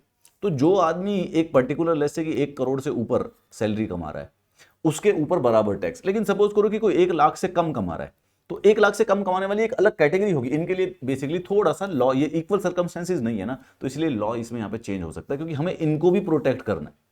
सिर्फ और सिर्फ रैंडमली अगर हम लॉ को लगा देंगे तो इसका ये मतलब नहीं है कि उसका कुछ फर्क हो जाएगा। Both privileges conferred and liabilities imposed by the law, similar application of same laws to all person, but like should be treated alike without any discrimination. जो सेम है उसको करो, लेकिन जो सेम नहीं है उसको एक्चुअली में अनसेम ट्रीटमेंट भी मिलेगी। फिर से देखो, अगर दो भाई हैं जो दोनों के दोनों 12th क्लास में हैं, तो अगर एक लेट आया 9 बजे उसको पनिशमेंट मिली, तो दूसरा लेट आया 9 बजे तो उसको भी पनिशमेंट मिलनी चाहिए। लेकिन अगर एक भाई 12वीं क्लास में है और एक भाई 5वीं क्लास में, 5th क्लास में, अब इसने शरारत की बड़े वाले ने, और इसने कुछ चीजें तोड़ दी, नुकसान कर दिया, एक जार तोड़ दिया 10,000 रुपए का, एक इसको पनिशमेंट बनती है। लेकिन वहीं पे वो जो 5th क्लास का 10 साल का बच्चा है, उसने कुछ नुकसान कर दिया, तो इन दोनों के डिफरेंट ट्रीटमेंट देना वैलिड है, even though they are equal in front of their, in the eyes of the parent. तो दे आर इक्वल, वो फर्स्ट वाला है कि they are equal, equality before the law. Mummy papa की आंखों के सामने दोनों के दोनों बच्चे बराबर है, बट उनको डिफरेंट ट्रीटमेंट भी देनी पड़ती है वंस इन वाइल, क्योंकि उनको दोनों को इक्वली प्रोटेक्ट करना है। उसको 5वीं क्लास वाले को अलग से प्रोटेक्ट करना पड़ेगा, 12वीं क्लास वालों को अलग से प्रोटेक्ट करना पड़ेगा। सो there is a difference. Now comes the article 15 which says कि कुछ particular grounds हैं जिसके बेसिस पे prohibition नहीं होनी चाहिए। This is an extension of the right to equality, लेकिन specific में ये right to equality है ऐसे पूरा का पूरा बड़ा, this is article 14। लेकिन यहां पे इसका एक special case point है कि कुछ particular चीजें हैं जिसके बेसिस पे discrimination नहीं करनी है, specifically something special। वैसे ये इक्वालिटी को प्रमोट कर रहा है, लेकिन हमारे देश के अंदर कुछ ऐसे प्रोविजंस थे जिसकी वजह से प्रॉब्लम थी, तो यहां पर कैटेगोरिकली डिफाइन किया गया कि स्टेट डिस्क्रिमिनेट नहीं करेगा on the grounds of religion, race, caste, sex और place of birth. Now you actually have to remember these 5 terms, religion, race, caste, sex और प्लेस ऑफ बर्थ। इसके बेसिस पे discriminate नहीं कर सकता स्टेट, सरप्राइजिंगली दूसरे बेसिस पे कर सकता है। What do you mean by that, sir? State discriminate कर सकता है? The meaning is that कि for example, state can discriminate on the basis of graduation. A graduate person is basically eligible to write the EPFO exam, whereas a non-graduate is not allowed to write the EPFO exam, right? तो इसका मतलब दोनों में फर्क हो गया ना। लेकिन a female can write it, a male can write it, a Hindu can write it, a Muslim can write it, a Christian can write it, an SC can write it, and ST can write it, right? तो religion के basis पे discriminate मत करो, race के basis पे मत करो, cast के बेसिस पे, सेक्स के बेसिस पे, और प्लेस, महाराष्ट्र का कर ले, बिहार का कर ले, हरियाणा का कर ले, पर एज के ऊपर है, एज के ऊपर है। 30 साल से ऊपर नहीं दे सकता ईओ, 35 साल से ऊपर नहीं दे सकता एपीएफसी, एज के बेसिस पे डिस्क्रिमिनेशन है, लेकिन इसके बेसिस पे नहीं। सो ये वर्ड ओनली का मतलब है कि इन बेसिस पे नहीं करोगे, बाकी पे कर सकता है स्टेट अगर चाहे तो। More importantly, no citizens shall be prohibited from using general public use properties maintained by the state fund. मतलब कि जैसे स्टेट का कोई कुआं है, कोई रेस्टोरेंट है गवर्नमेंट जो चलाती है, इवन प्राइवेट जो रेस्टोरेंट्स होते हैं, वो इन 5 कॉन्टेक्स्ट पे, ये 5 चीजों के बेसिस पे किसी को रोका टोकी नहीं कर सकते, डिस्क्रिमिनेशन नहीं कर सकते हैं। हावेवर इसके बाद इंपॉर्टेंट बात, ये आर्टिकल 15 के अंदर ये सब लिखा हुआ है, लेकिन पीछे इसके नीचे यहां पे लिखा हुआ है state is permitted to make special provision for women and children. अब लॉजिकली ऊपर लिखा हुआ है कि भाई सेक्स के बेसिस पे डिस्क्रिमिनेट नहीं करना, लेकिन नीचे एक एक्सेप्शन भी दे रखी है कि विमेन के लिए स्पेशल प्रोविजन किए जा सकते हैं। मतलब कि जब ईपीएफओ का एग्जाम दोगे तो पहले तो आप डिस्क्रिमिनेट नहीं कर सकते कि लड़कियां दे सकती हैं या नहीं दे सकती हैं, कोई भी दे सकता है, लड़का हो या लड़की, बट देन तुम विमेन के लिए फीस माफ कर सकते हो, एक स्पेशल प्रोविजन दे सकते हो। The same thing, the socially and the educationally backward citizens in the educational institutes, economically weaker sections जो हैं, SC जो ST हैं, उनके लिए स्टेट स्पेशल प्रोविजन बना सकती है। आप में से कुछ सोच के अभी भी लोग रहे होंगे, सर कास्ट के बेसिस पे चेंजेस तो होते हैं, कास्ट के बेसिस पे तो वो कैसे चल रहे हैं? वो इसलिए चल पा रहे हैं क्योंकि सेम आर्टिकल जो कि इक्वालिटी की बात करता है कि इन बेसिस पे डिस्क्रिमिनेशन नहीं होनी चाहिए, अगले ही क्या नाम है पॉइंट्स में इनकी एक एक्सेप्शन भी प्रोवाइड करता है। There are some exception also. So most of the fundamental rights, वैसे यूजुअली जो most of the fundamental rights हैं दे आर नॉट एब्सोल्यूट, और कुछ ना कुछ उसमें एक्सेप्शन सब में है। अब आर्टिकल 16 पे आ जाते हैं, equality of the opportunity in the public employment provides for the equality कि सारे के सारे जो नागरिक हैं स्टेट के अंदर जो पब्लिक एम्प्लॉयमेंट है उसमें किसी प्रकार की डिस्क्रिमिनेशन नहीं होगी on the basis of religion, race, caste, sex, descent, place of birth और रेजिडेंस। अब यहां पे एक इंटरेस्टिंग बात नोटिस कीजिए, यहां पे 5 वर्ड्स थे और यहां पे 7 वर्ड हैं, एंड ये दोनों के दोनों मतलब क्लैरिटी में चाहिए, ये रट्टा है, ये बिल्कुल पूछा जा सकता है कि आर्टिकल 15 में कौन से कॉमन वर्ड हैं और आर्टिकल 16 के अंदर कौन से एक्स्ट्रा वाले words. You have to remember this, religion, race, caste, sex और प्लेस ऑफ बर्थ, ये तो आपको याद रखना पड़ेगा, लेकिन यहां पे डिसेंट और रेजिडेंस ये एक एक्स्ट्रा है। जॉब के बेसिस पे सपोज कीजिए कि कोई इंडिया के पेरेंट्स हैं लेकिन उनका जो बच्चा है वो बेसिकली कहीं पे लंदन में पैदा हो गया था, वो है इंडियन नागरिक। अब अगर वो यहाँ पे इंडियन नागरिक होकर इंडिया का पेपर देने आएगा तो उसको मना नहीं कर सकते, पब्लिक एम्प्लॉयमेंट में उसको रोका नहीं जा सकता कि यार उसका तो डिसेंट है, वो भारत में पैदा ही नहीं हुआ। वो तो basically this word descent is basically telling कि आपका जन्म कहीं पर भी हुआ हो, अगर आप भारत की नागरिक बन गए तो बेसिकली आप भारत का कोई भी पब्लिक ऑफिस ग्रहण कर सकते हो। कंपैरेटिवली समझे, यूएसए में एक रूल है कि वो वहां पर वही आदमी प्रेसिडेंट बन सकता है जो यूएसए की धरती पर फिजिकली जन्म लिया। अगर धरती पर जन्म नहीं लिया है तो तुम यूएसए के प्रेसिडेंट नहीं बन सकते। जैसे हमारे देश के नागरिक सुंदर पिच्चई या फिर सत्य नडेला, एक तो गूगल के जो सीईओ हैं और एक बेसिकली माइक्रोसॉफ्ट के जो सीईओ हैं, ये इंडियन सिटीजन्स थे, ये वहां पर जाकर शिफ्ट हो गए, अब वो यूएसए के सिटीजन हो गए। वो यूएसए के सिटीजन है लेकिन यूएसए के प्रेसिडेंट नहीं बन सकते क्योंकि उनकी फिजिकल बर्थ यूएसए में नहीं हुआ। बट इंडिया में एनीबडी कैन बिकम, तो for example Sonia Gandhi is not born in India, but क्योंकि अब वो इंडियन सिटीजन है, she can actually become the president of the country. तो ये वाला कॉन्सेप्ट है कि ये जो डिसेंट, ये जो वर्ड अगर किसी को कंफ्यूज हो रहा हो ये सर इसका मतलब क्या हुआ कि पब्लिक प्लेसेस में, सो पार्लियामेंट। अच्छा, इसके अलावा भी कुछ एक्सेप्शंस हैं, ऐसी बात नहीं है, एज यूजुअल हर एक जो फंडामेंटल राइट है कुछ ना कुछ एक्सप्रेशन होते हैं। Parliament can prescribe residence as a condition for employment, जरूरत पड़ने पर पार्लियामेंट लॉ बना सकता है जिसमें रेजिडेंस को बता दे कि नहीं ये जरूरी होता है। रिजर्वेशन ऑफ अपॉइंटमेंट्स कर सकते हैं। 2019 के अमेंडमेंट एक्ट के बाद 10% रिजर्वेशन इकोनॉमिकली वीकर सेक्शंस के लिए भी की जा सकती है गवर्नमेंट ऑफ इंडिया के पोस्ट के अंदर। उसका ये नहीं होगा कि डिस्क्रिमिनेशन हो रही है, that is allowed by the constitution. Article 17 is absolutely simple. हमारे देश में एक प्रथा फॉलो होती थी जिसको छुआछूत की प्रथा कहते थे। आर्टिकल 17 कहता है कि दैट अनटचेबिलिटी इज अबॉलिश्ड, और जो भी उसको प्रैक्टिस करेगा किसी भी फॉर्म में उसको पनिशमेंट मिलेगी। But it doesn't define, do not define. Untouchability has not been defined in Constitution.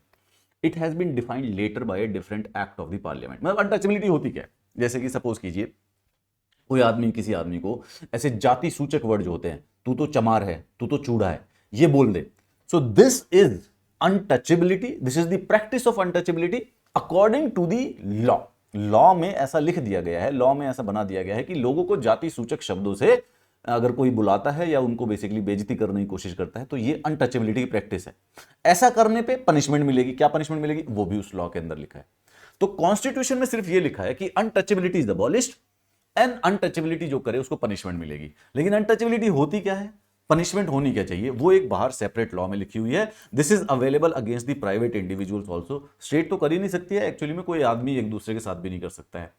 Article 18 कहता है abolition of titles. Abolition of title का मतलब है कि अंग्रेज जो लोग हुआ करते थे पहले जमाने में एक दूसरे को टाइटल्स देते रहते थे, राजा, महाराजा, धीराज, नवाब, इस प्रकार के। तो मतलब there was an unequal society. कुछ लोग प्रिंस, राजा, राजकुमार, महाराजा धीराज लोग थे और बाकी सारे लोग ऑर्डिनरी आम जनता थे।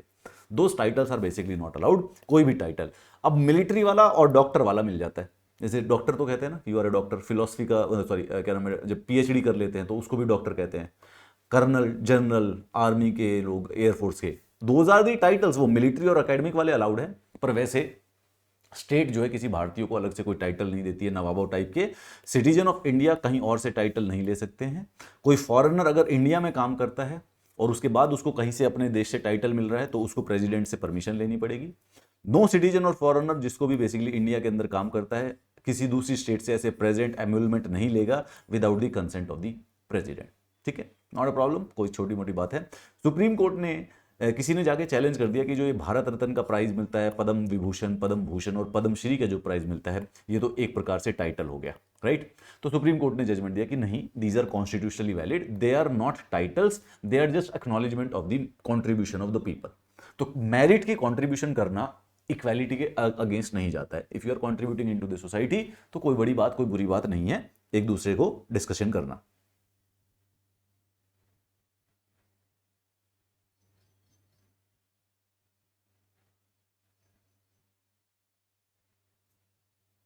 आज का मोटिवेशनल कोट्स, आज का मोटिवेशनल कोट ये है यार, I am sitting right here in the class, surprisingly the water is actually approximately 3 feet away from me and I'm feeling very thirsty, I'm very sick, I really need that water, I just don't know how to get it.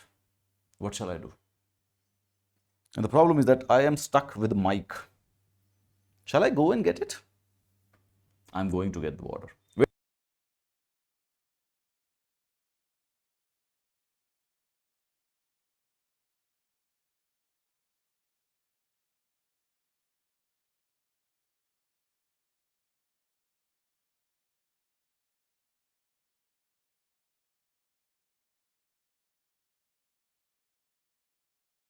Me again? Now can you hear me again? I hope so you can hear me again.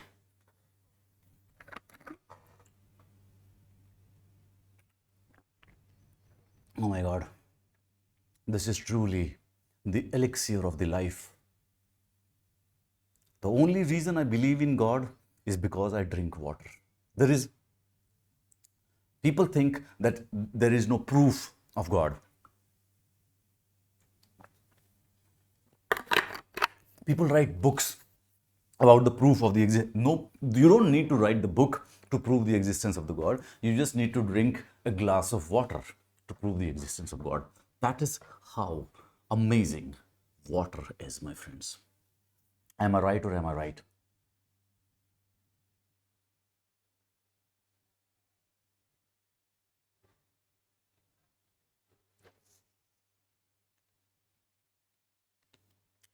Ashwin ji, Ashwin आज का motivational quote दे देता हूं मैं आपको in the middle of the story.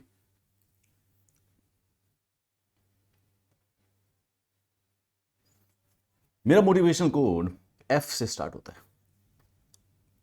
4 शब्दों का है।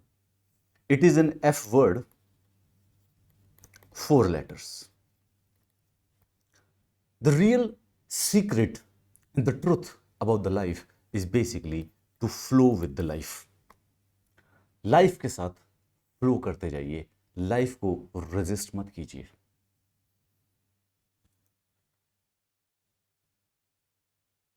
Now you know my motivation of the day. Article number 19 to 20 के बारे में बात करते हैं। ये जरा तेजी से पढ़ते हैं, आज हमारे पास 1.5 घंटे का समय है, बहुत ज्यादा नहीं पढ़ पाएंगे हम। I am literally article number 19 guarantees all 6 citizens, 6 freedom देती है नागरिकों को। पहली, right to freedom of speech and expression, article 19(1)(a) ऐसे में लिखा हुआ है। फिर right to assemble peacefully without arms, ये आर्टिकल 19(1)(b) ऐसे ग्रुप में बनी हुई है।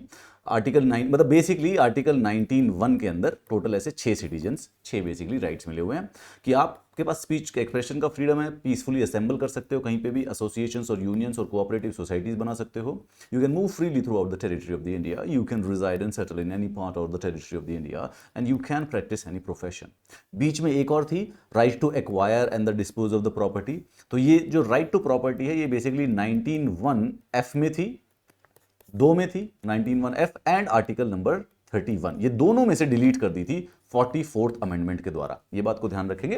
बाकी इन सारी की सारी चीजों के ऊपर रीजनेबल रिस्ट्रिक्शंस लगाई जा सकती हैं। असेंबली को रोका जा सकता है अगर कहीं पर लॉ एंड ऑर्डर की सिचुएशन हो। Freedom of speech and expression को बेसिकली रोका जा सकता है अगर किसी की जान को खतरा हो। आर्टिकल 20 कहता है कि भाई protection in the respect of the conviction of the offences. इसके अंदर 3 इंपॉर्टेंट पॉइंट याद करने होते हैं कि कोई भी आर्बिट्री और एक्सेसिव पनिशमेंट ना मिले किसी भी पर्सन को, चाहे वो नागरिक हो चाहे वो फॉरेनर हो, उसको बचाने के लिए 3 प्रोविजन है। The first one, no ex post facto law. देश के अंदर कोई भी ऐसा लॉ नहीं बनाया जा सकता है जो कि क्राइम होने के बाद किसी को पनिश करे। एक्स पोस्ट फैक्टो, फैक्टो का मतलब फैक्ट, इवेंट जिस दिन हुआ। एक्स पोस्ट, पोस्ट का मतलब जैसे पोस्टमार्टम, पोस्टपोन कर दिया, इवेंट होने के बाद, उसके पहले कोई लॉ बना दिया। जैसे सपोज कीजिए कि आपने एक क्राइम था, आपने क्राइम किया 21 नवंबर को, ठीक है, और गवर्नमेंट ने 10 दिसंबर को यह लॉ बनाया कि जो भी ये क्राइम करता है उसको 10 साल की सजा हो जाएगी। थिंग इज दैट कि तुमको नहीं होगी, क्यों? क्योंकि तुमने वो लॉ बनने से पहले पहले क्राइम कर दिया था। You can be only punished about that crime which while the crime was being committed was written in the books। किताब में लिखा हुआ होना चाहिए, राइट? किताब में लिखा हुआ होना चाहिए, वरना नहीं होगा। तो subjected to a penalty greater than prescribed by law in the force at the time of commission of the act, right? ये जो लिमिटेशन है सिर्फ और सिर्फ क्रिमिनल लॉज के ऊपर लगती है, सिविल लॉज या टैक्स लॉज पे नहीं है। मतलब कि टैक्स लॉज जो है वो रेट्रोस्पेक्टिवली भी स्टार्ट किए जा सकते हैं। अभी आपसे गवर्नमेंट लेट्स से कि 30% टैक्स लेती है, और अगर गवर्नमेंट ये कर दे कि 40% टैक्स लगेगा, तो ये जो टैक्स है ये पीछे से भी लगना स्टार्ट हो सकता है। ये 2021 से लगना स्टार्ट हो सकता है। रेट्रोस्पेक्टिव टैक्स पीछे से भी लगना अलाउड होता है।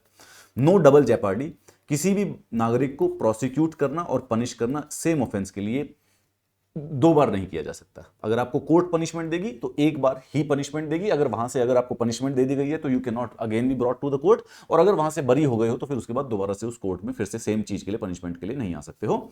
No self incrimination, no person of any offence shall be compelled to be a witness against himself. आप अपने खुद के केस में अपना विटनेस नहीं बन सकते हो। यानी कि अगर किसी का मर्डर भी कर दोगे तो वो मर्डर भी बेसिकली पुलिस को प्रूव करना पड़ेगा कोर्ट में आपके against. You can not confess it to the court.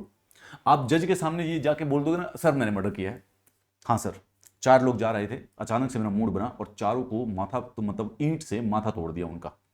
जज आपसे पूछेगा बट ऐसा क्यों किया? सर वाइब थी, साइकोलॉजिकल ब्रेकडाउन हो गया, जीवन से विश्वास उठ गया था, साइकोपैथ बनना चाहता था मैंने देखा है कि साइकोपैथ पे बड़ी सारी सी ना ऑस्कर विनिंग मूवीज बनती है सर। आपने वो देखी American psycho picture? And the जज विल लाइक कि yes yes yes I have seen that American psycho. कि सर आपने वो देखी the silence of the lamb? Will be like yes yes yes Oscar जीत जाती है सर ऐसी पिक्चर है, yes. And that is what inspired me to become a psychopathic killer sir.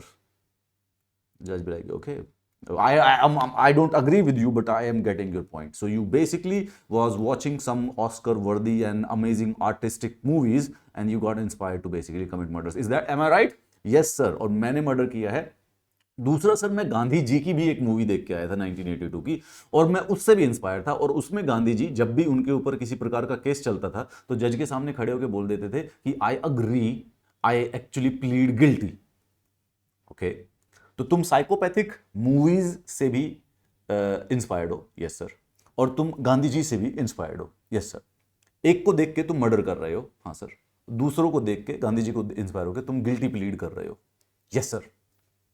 अब देखो, तुम ऐसा कर सकते हो, ओके, बट लेकिन जज तुमको पनिश नहीं कर सकता। जज तुमको तुम्हारी फालतू बातें सुनने के बाद पुलिस की तरफ देखेगा, भाई इसने जो मर्डर वेपन यूज किया है वो है तुम लोगों के पास? एंड द पुलिस भी लाइक कि नहीं है। इसने जिस लोगों को मारा उसकी बॉडी है तुम्हारे पास? क्या सर वो भी नहीं है। कोई और सबूत लाए हो ये जो कह रहा है उस बात का? क्या सर नहीं, कुछ भी नहीं काम किया हमने आज। बस तो आपको वो जज छोड़ देगा, उसके मुंह पे भी बोलते रहोगे कि मैंने कराया।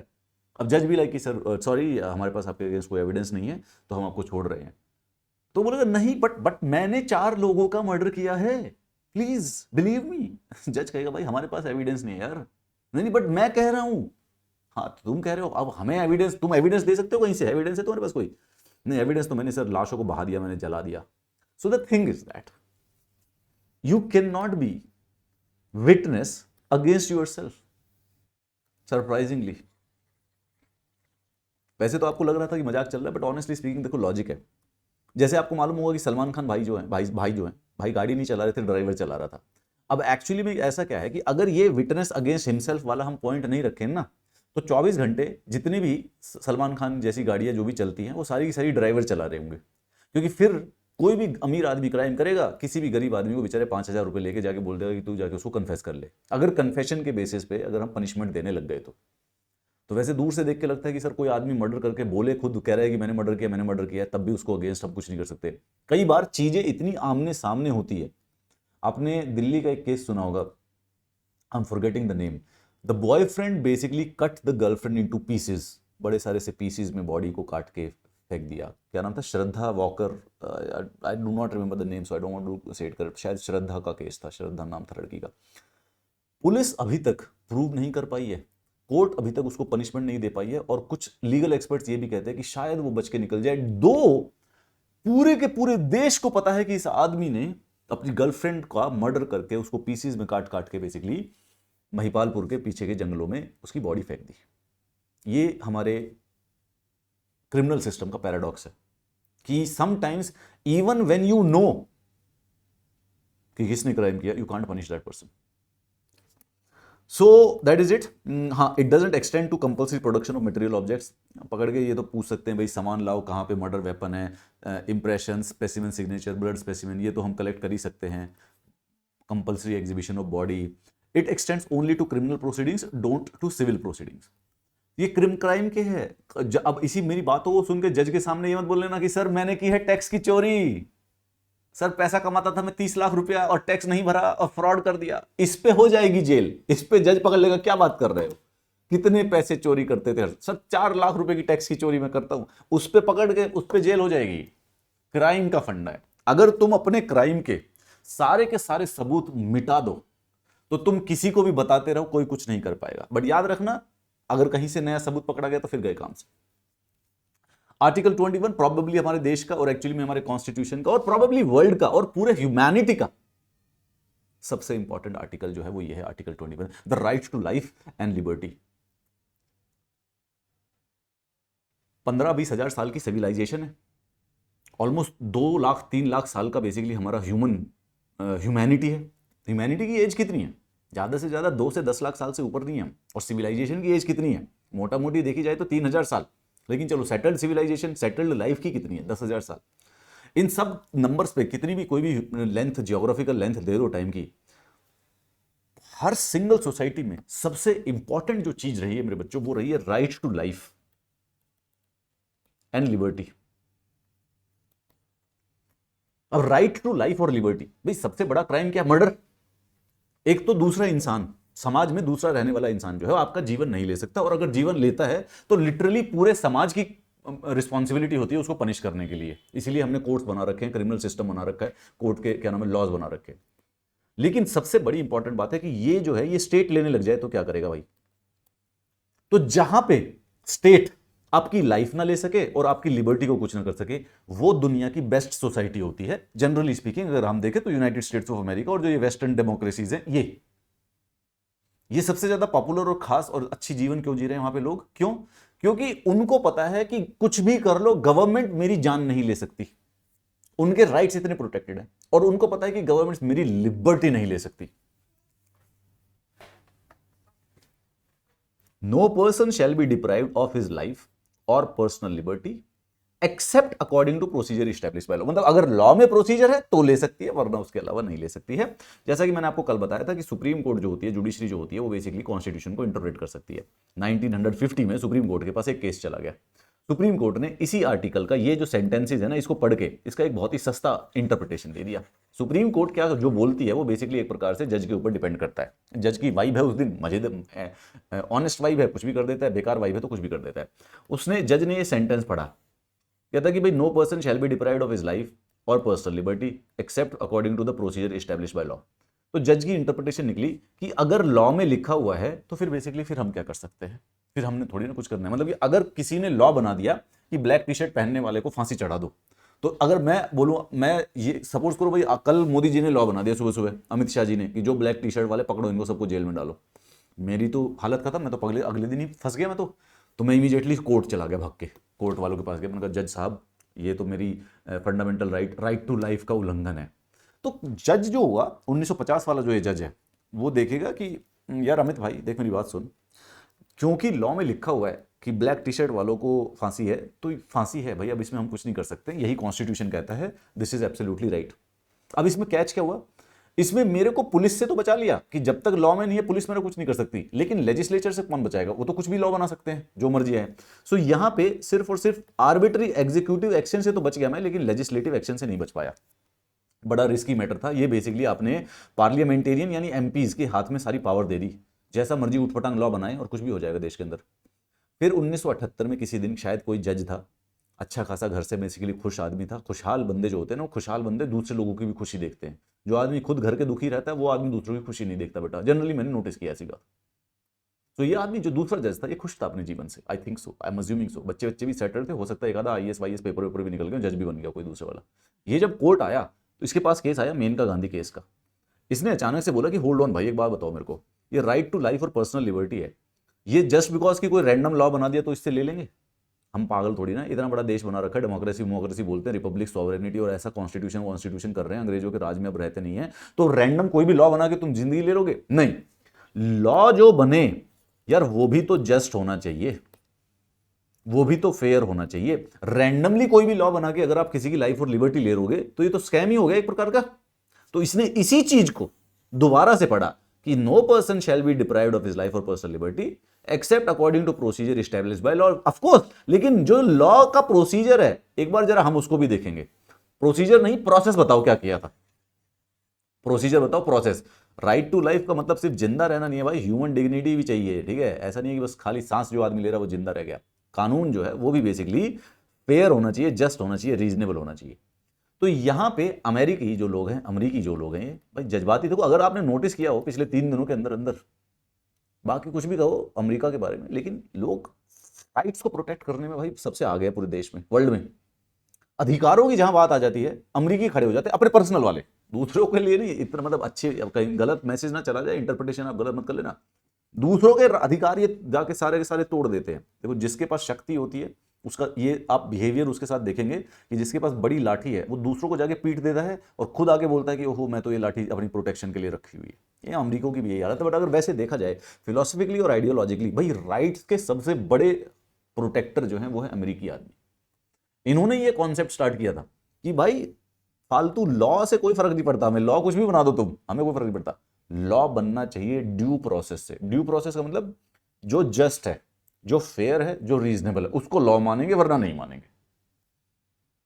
अब आप कहोगे sir how would we know? वो सुप्रीम कोर्ट वो देख लेगी, सुप्रीम कोर्ट।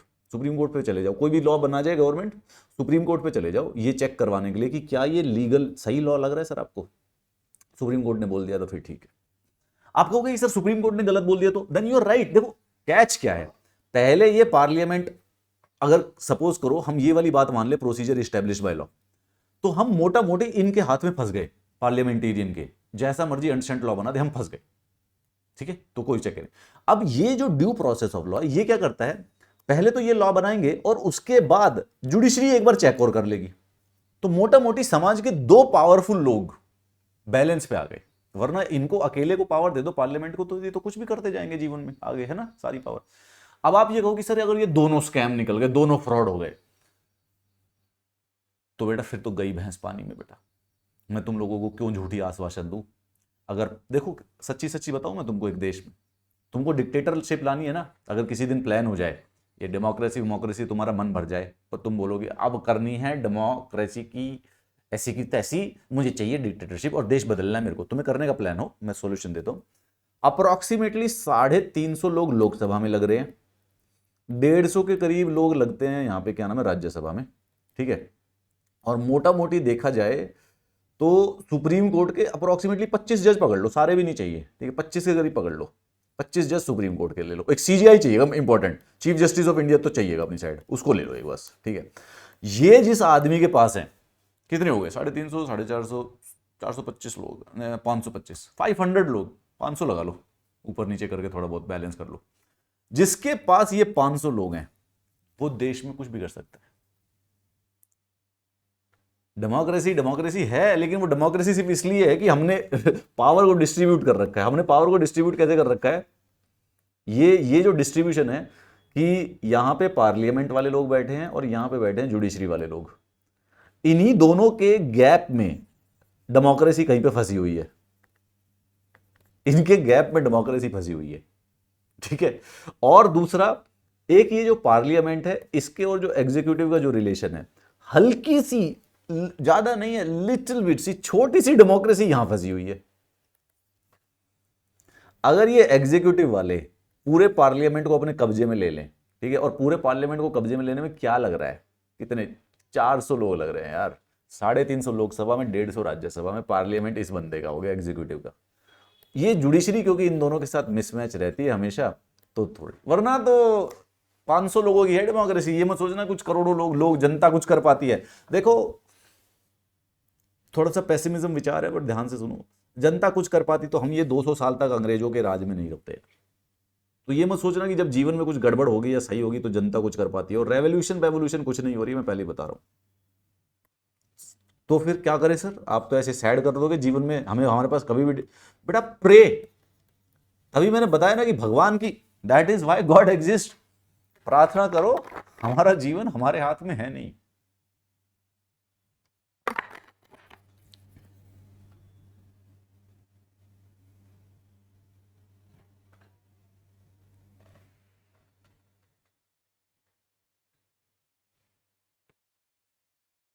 ठीक है, चलिए बाकी अपने एग्जाम के पर्सपेक्टिव से बात करें यार, तो एग्जाम के पर्सपेक्टिव में सबसे इंपॉर्टेंट बात है कि जो ये आर्टिकल 21 है, ये अंदर से इम्प्लिसिट राइट दे देता है।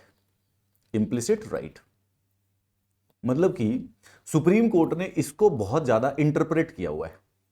इंटरप्रेट इन द सेंस, ये लिखा हुआ है कि यहां पे no person shall be deprived of his life, ठीक है। अब एक केस में सुप्रीम कोर्ट ने बोला खुद की शादी करना, अपने खुद के स्पाउस को चुनना, अपने खुद के वाइफ और हस्बैंड को चुनना, एक प्रकार से जीने का ही तो अधिकार है। तो ये राइट टू मैरी, इसका मतलब राइट टू लाइफ में आता है। ओके, उसके बाद right to privacy, right to life में आता है। तो ऐसे सुप्रीम कोर्ट ने कम से कम नहीं तो 35 राइट्स जो हैं वो इंप्लिसिट राइट्स बना रखे हैं कि वो भाई सुप्रीम कोर्ट बोलती है इसके अंदर आते। तो आप एक बात, इंटरेस्टिंग बात ध्यान रखो, फंडामेंटल राइट कौन होता है? एक तो जो फंडामेंटल राइट हमारे कॉन्स्टिट्यूशन में लिखे हुए हैं आर्टिकल 12 से 35 में, और उसके अलावा जो सुप्रीम कोर्ट बोल दे फंडामेंटल राइट, वो फंडामेंटल राइट। अगर सुप्रीम कोर्ट ने बोला कि भाई प्राइवेसी फंडामेंटल राइट है, तो है, कहीं नहीं लिखा हुआ पूरे कॉन्स्टिट्यूशन में, इधर कहीं पे भी नहीं लिखा हुआ, लेकिन सुप्रीम कोर्ट कहता है कि ये आर्टिकल 21 में लिखा है, मेरे को दिख रहा है, तो फिर है, ऑफिशियली हो गया। Means constitution can be changed by two people, one is parliament. Parliament एक लिटरल प्रोसेस फॉलो करके कॉन्स्टिट्यूशन को बदल सकता है। Second is supreme court. Supreme court सिर्फ जज की जजमेंट के बेसिस पे पूरे कॉन्स्टिट्यूशन को बदल सकता है। तो हमारे देश के जो बिना अकाउंटेबिलिटी के शक्तिशाली लोग हैं वो ये हैं सुप्रीम कोर्ट के जज। ये कुछ भी ऊट पटांग बात कह के अगर गलती से निकल गए तो भाई फिर निकल गए, कुछ नहीं कर सकता कोई। चलिए, आर्टिकल 21A का मतलब जब बड़ा कैपिटल लेटर ऐसे लिखा हो किसी आर्टिकल के पीछे तो समझो कि अमेंडमेंट से ऐड किया गया। ये 86th अमेंडमेंट था कॉन्स्टिट्यूशन का 2002 में। उन्होंने क्या किया कि स्टेट की रिस्पॉन्सिबिलिटी है कि 6 से 14 साल, फिक्स है ये, 6 से 14 साल के बच्चे को फ्री और कंपलसरी एजुकेशन मिलेगी, चिल्ड्रंस को, राइट। सो इसका मतलब 6 से नीचे वाले को मिलेगी, लेकिन वो फंडामेंटल राइट नहीं है। 14 से ऊपर वाले को भी एजुकेशन मिलेगी, लेकिन वो फंडामेंटल राइट नहीं है। फंडामेंटल राइट सिर्फ इनका है। You have right to education, मस्त अभी यहाँ पे पढ़ाई कर रहे हो बैठ के ईपीएफओ की, कोई तुमको रोकेगा नहीं। आज तक रोका किसी ने तुमको पढ़ने से? नहीं, किसी ने भी नहीं। मतलब ऑब्वियसली तुम्हारे दोस्त रोकने की कोशिश करते हैं, बट वो फंडामेंटल राइट वायलेट नहीं कर रहे हैं, वो तुम लोगों का ध्यान भटका रहे हैं। इंस्टाग्राम भी तुमको बेसिकली भटकाने की कोशिश कर रहा है ना। सबके सब शनाया और सोफिया की जो रील देख रहे हो उसकी वजह से तुम पढ़ नहीं रहे हो, but that is not the violation of your own fundamental right. Rather watching those reels of Shanaya and Sophia is itself basically fundamental right, surprisingly. पर वो फंडामेंटली आपका पढ़ाई जो करना है वो लीगल राइट है, लेकिन 6 से 14 साल के जो बच्चे हैं इनकी पढ़ाई जो है वो एक प्रकार से फंडामेंटल राइट है। मोर इंपॉर्टेंटली, कमाल की बात देखिए, द सेम थिंग दिस कि 6 से 14 साल के बच्चों को पढ़ाना चाहिए, ये फंडामेंटल ड्यूटी भी है पेरेंट्स की उनको पढ़ाने की। और ये एक डीपीएसपी आर्टिकल 45 के अंदर भी ऐड किया गया, लेकिन वहां पे बिलो 6 के लिए। आर्टिकल 45 में लिखा हुआ है कि बिलो 6 के जो बच्चे हैं उनकी पढ़ाई का जो जिम्मा है वो सरकार लेगी, कोशिश करनी चाहिए। 6 से 14 साल आर्टिकल 21 में लिखा हुआ है fundamental right as a education. And then article 51A में फंडामेंटल ड्यूटी है पेरेंट्स की कि बच्चों को अपना पढ़ाई 6 से 14। आर्टिकल 22 कहता है यार प्रोटेक्शन अगेंस्ट अरेस्ट और डिटेंशन, ठीक है। आर्टिकल 22 दो प्रोटेक्शन देता है, प्यूनिटिव और प्रिवेंटिव। प्यूनिटिव का मतलब डिटेंशन का मतलब डिटेंशन, प्यूनिटिव डिटेंशन।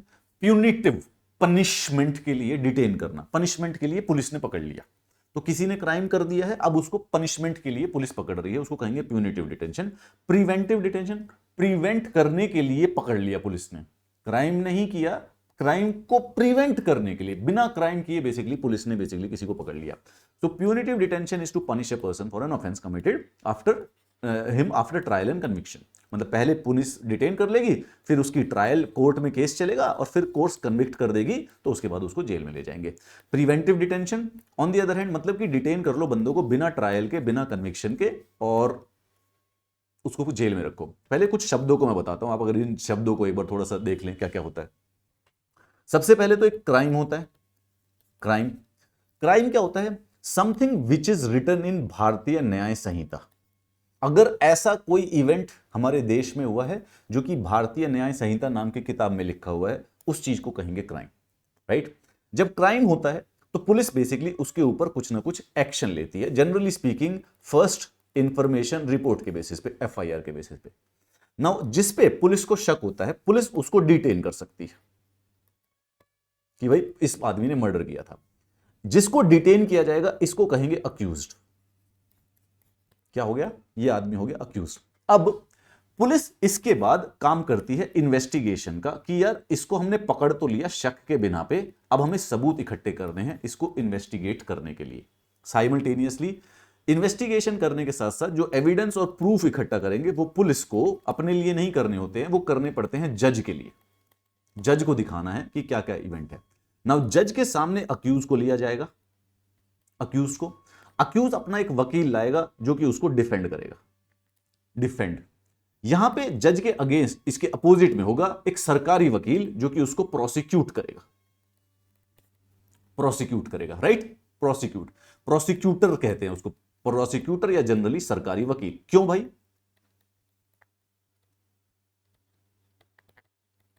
क्योंकि जब कोई क्राइम होता है तो वो क्राइम इंडिविजुअल के अगेंस्ट नहीं होता है, वो बेसिकली स्टेट के अगेंस्ट होता है। तो जैसे अगर हमारे घर में चोरी हो गई तो हम चोरी होने के बाद वो जो चोरी की सजा देने का अधिकार है वो हमें नहीं है, वो रादर बेसिकली गवर्नमेंट को है। मेरे हाथ में चोर आ गया और मैं उसको मारने लग गया तो ये मैंने फिर से नया क्राइम कर दिया है। तो चोर को पकड़ लेंगे वो चोरी के लिए सजा देने के लिए, और मुझे पकड़ लेंगे चोर को मारने के लिए। तो क्राइम की जो सजा है वो सिर्फ और सिर्फ रहेगी स्टेट के हाथ में। स्टेट कौन हो गई? स्टेट जनरली स्पीकिंग इस कॉन्टेक्स्ट में पुलिस रिप्रेजेंट करती है।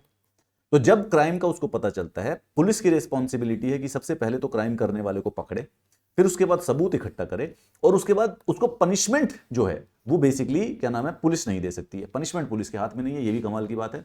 वो जज एक हमने इंडिपेंडेंट थर्ड पार्टी बना रखा है। तो यहां तक किसका काम था? This is what is,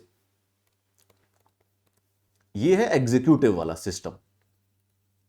executive, ये बैठा हुआ जज एक अलग से तीसरा ये नया इंडिपेंडेंट आदमी है। तो पनिशमेंट एग्जीक्यूटिव नहीं देगा, पनिशमेंट देगा जज। लेकिन किस बेसिस पे देगा? ये अपनी मर्जी से बेसिस पे नहीं देगा, इसके लिए हमने अलग से एक लेजिस्लेचर बनाया था, जिस लेजिस्लेचर ने ये भारतीय न्याय संहिता बनाई। तो इस भारतीय न्याय संहिता के बेसिस पे ये एग्जीक्यूटिव काम कर रहा है, लेकिन ये बनाई लेजिस्लेचर ने है। इसके बेसिस पे पनिशमेंट मिलेगी, लेकिन पनिशमेंट ना एग्जीक्यूटिव देगा ना लेजिस्लेचर देगा, पनिशमेंट ये जज देगा। जज कैसे देगा? जज भाई अक्यूज को अपने सामने खड़ा कर लेगा और ये अपना एक डिफेंस का वकील इकट्ठा कर लेगा। ये हो गया डिफेंस करने के लिए कि मैं अपने आप को बचाऊंगा।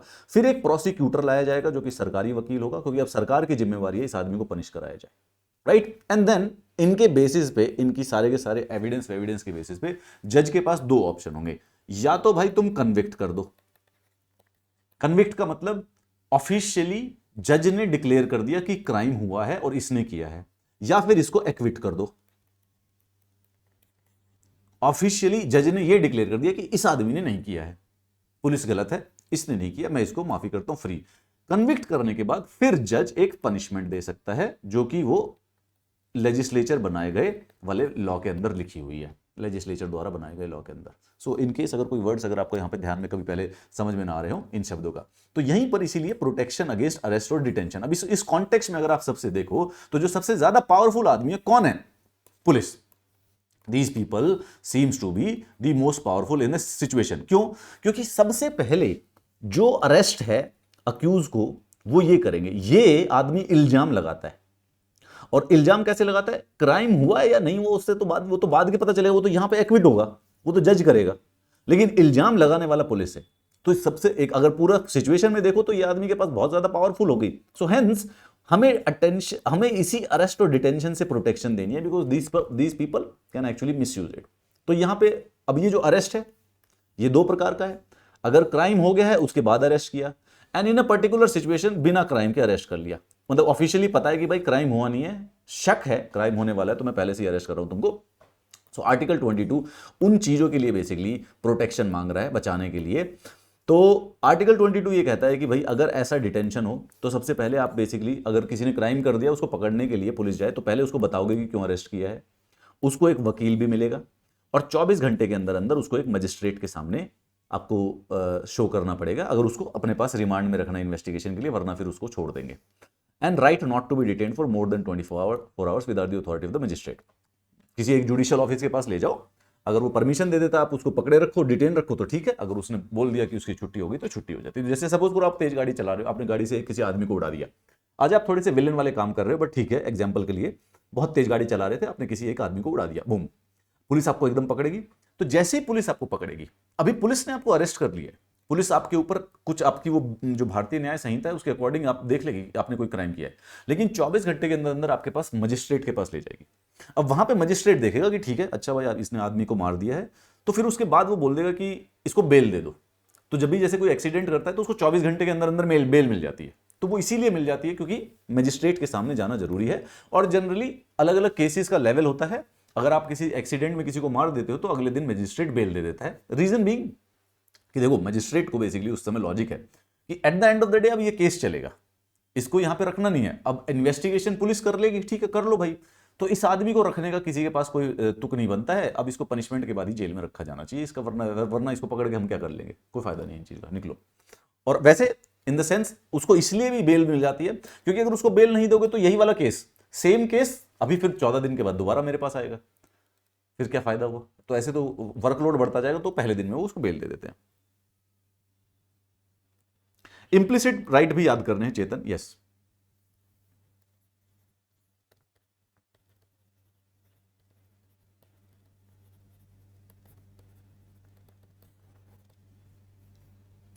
Yes, they are not available to enemy alien under preventive detention, preventive detention के अगेंस्ट। तो ये तो हो गए भाई प्यूनिटिव के। प्यूनिटिव का मतलब तुमने क्राइम कर दिया है, पुलिस को शक है, पुलिस पकड़ लेगी, तुमको ये बता देगी क्यों पकड़ रही है, वकील दिला देगी, मजिस्ट्रेट के पास ले जाएगी, छुट्टी। दूसरा कुछ होता है प्रिवेंटिव। प्रिवेंटिव का मतलब है कि जब क्राइम नहीं किया है तो तुमको डिटेन कर सकते हैं 3 महीने के लिए, और 3 महीने से ज्यादा रखना है तो बेसिकली एक हाई कोर्ट के जज के साथ एक एडवाइजरी बोर्ड बना देंगे, उसके बेसिस पे, उसकी एडवाइस पे। Detention may be continued when the advisory board consider that there are sufficient grounds for detention must be communicated to the detainee, मतलब कि जिसको पकड़ रहे हो, detainee must be given an opportunity to make a representation against। ये basically फंडा ये होता है कि कभी कभी गवर्नमेंट किसी क्रिमिनल आदमी को पकड़ना चाहती है, गवर्नमेंट को शक होता है या पुलिस वाले को शक होता है कि ये आदमी राइट करवा देगा, या कोई किसी पॉलिटिकल लीडर को डिटेन करना होता है, तो उसको कैसे, किसी को अरेस्ट करोगे, किस बेसिस पे करोगे, किस बेसिस पे अरेस्ट करोगे।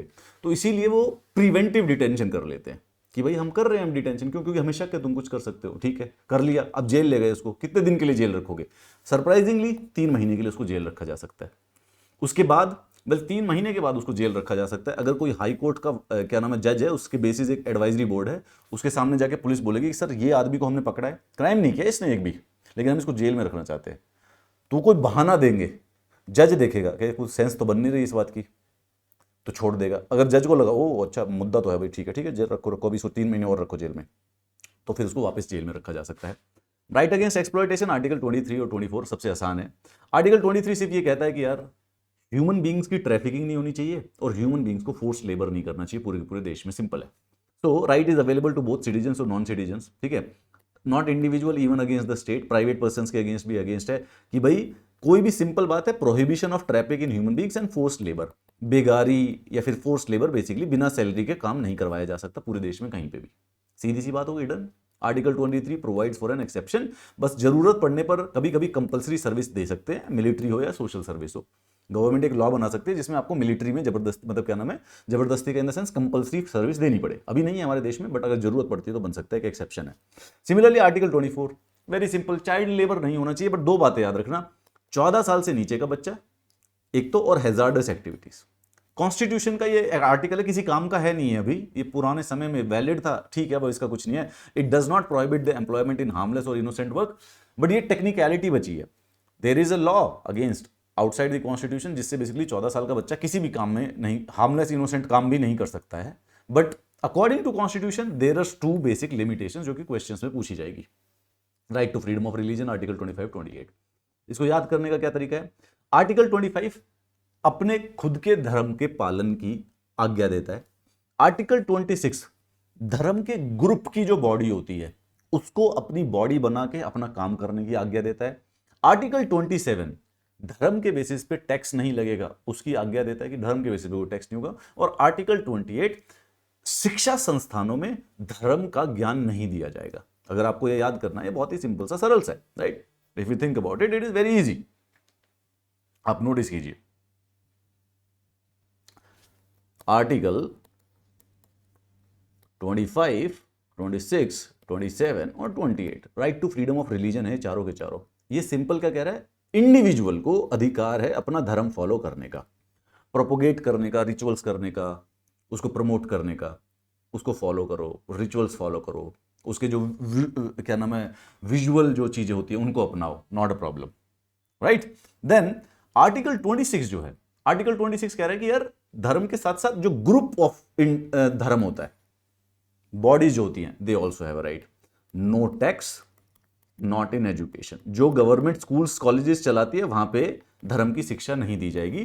This is what makes us secular. Now these articles have been from the start since 1950, कोई चेंज नहीं हुआ इनके अंदर। तो हम बेसिकली एक प्रकार से सेक्युलर तो बेसिकली शुरू से थे, बट ये जो वर्ड है ये प्रीएम्बल में 1976 में गांधी जी ने, इंदिरा गांधी जी ने 42nd अमेंडमेंट के द्वारा ऐड कर दिया गया था। So that is it.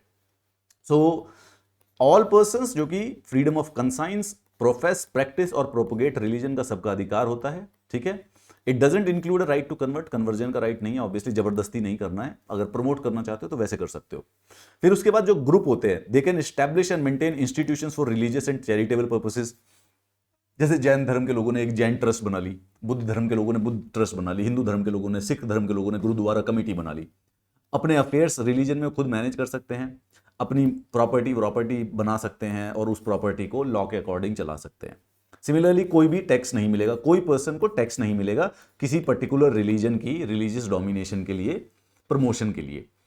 कहीं पे जाते हैं फीस लग जाती है, जैसे वैष्णो देवी जाएंगे या फिर क्या नाम है गोल्डन टेम्पल जाएंगे तो वहां पे पार्किंग फीस लग गई, एंट्री फीस लग गई, 2000 लाइक वो जो फीस है वो फीस तो लग जाती है उसमें, that is not a tax. But वैसे ऐसे धर्म का टैक्स नहीं लगेगा स्पेशली अलग से। Freedom of attending religious instructions, कोई भी एजुकेशनल इंस्टीट्यूट जो कि स्टेट चलाता है, स्टेट गवर्नमेंट चलाती है, उसमें रिलीजियस इंस्ट्रक्शंस नहीं चलेंगी। अगर कोई जैसे प्राइवेट इंस्टीट्यूशन लेकिन स्टेट का फॉर्मेट फॉलो कर रहा है, सीबीएसई के स्कूल को इंप्लीमेंट करने की कोशिश कर रहा है, सीबीएसई और एनसीईआरटी जो हो गए वो बेसिकली गवर्नमेंटल हो गए, तो उनके अंदर भी नहीं होगी। पर एक ऐसा इंस्टीट्यूशन जो कि कंप्लीटली प्राइवेट है, जैसे कि जैन धर्म है, जैन धर्म के ट्रस्ट ने एक बेसिकली कॉलेज बना लिया जो कि जैन धर्म को प्रमोट करने के लिए, उसमें रिलीजियस इंस्ट्रक्शंस दे सकते हैं वो, कोई प्रॉब्लम की बात नहीं है। लेकिन अगर उसका स्टेट से, गवर्नमेंट से कोई लेना देना हो गया धीरे धीरे, तो फिर बेसिकली वो नहीं होगा, फिर वो वॉलंटरली हो जाएगा। आर्टिकल 29 और 30, आर्टिकल 29 कहता है कि इंटरेस्ट माइनॉरिटीज का बेसिकली प्रोटेक्टेड होना चाहिए। कैसे? कोई भी सेक्शन ऑफ द सिटीजन्स जिसकी कोई अलग से लैंग्वेज, स्क्रिप्ट या कल्चर है, उसको वो प्रोटेक्ट कर सकता है।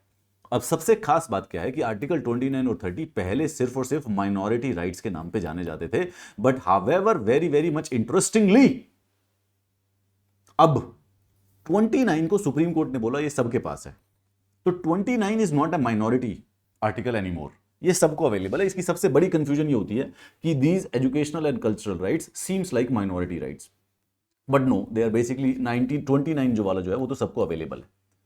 मेजॉरिटी को भी अवेलेबल है, क्योंकि गवर्नमेंट सुप्रीम कोर्ट ने बोला कि यार any section of the citizens, any section का मतलब तो मेजॉरिटी भी होता है। पर article 30 is very clearly rights of minorities to establish and administer educational institutions.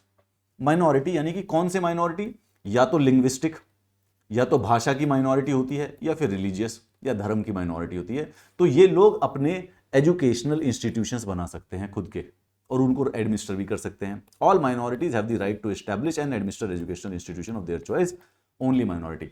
अब ओनली माइनॉरिटी का ये मतलब नहीं है कि मेजॉरिटी वाले कर नहीं सकते हैं, मेजॉरिटी वाले भी कर सकते हैं, लेकिन फंडामेंटल राइट ये जो स्पेसिफिकली दे रखी है, ये प्रोटेक्शन के लिए दे रखी है माइनॉरिटी को। You can do as a majority also, okay. अब मेजॉरिटी और माइनॉरिटी में फर्क क्या पड़ेगा? फर्क ये पड़ेगा कि सपोज करो कि किसी ने, मेजॉरिटी वाले ने किया और गवर्नमेंट ने आके कोई टांग अड़ा दी, तो अब इस आदमी को केस लेके जाना पड़ेगा डिस्ट्रिक्ट कोर्ट में, ये बोल के कि यार मेरे लीगल राइट थे एजुकेशनल इंस्टीट्यूशन बनाने के, गवर्नमेंट ने गड़बड़ कर दी। और अगर माइनॉरिटी के साथ ऐसा हो गया, चाहे वो लैंग्वेज की हो चाहे धर्म की, तो उसका एक एडवांटेज है।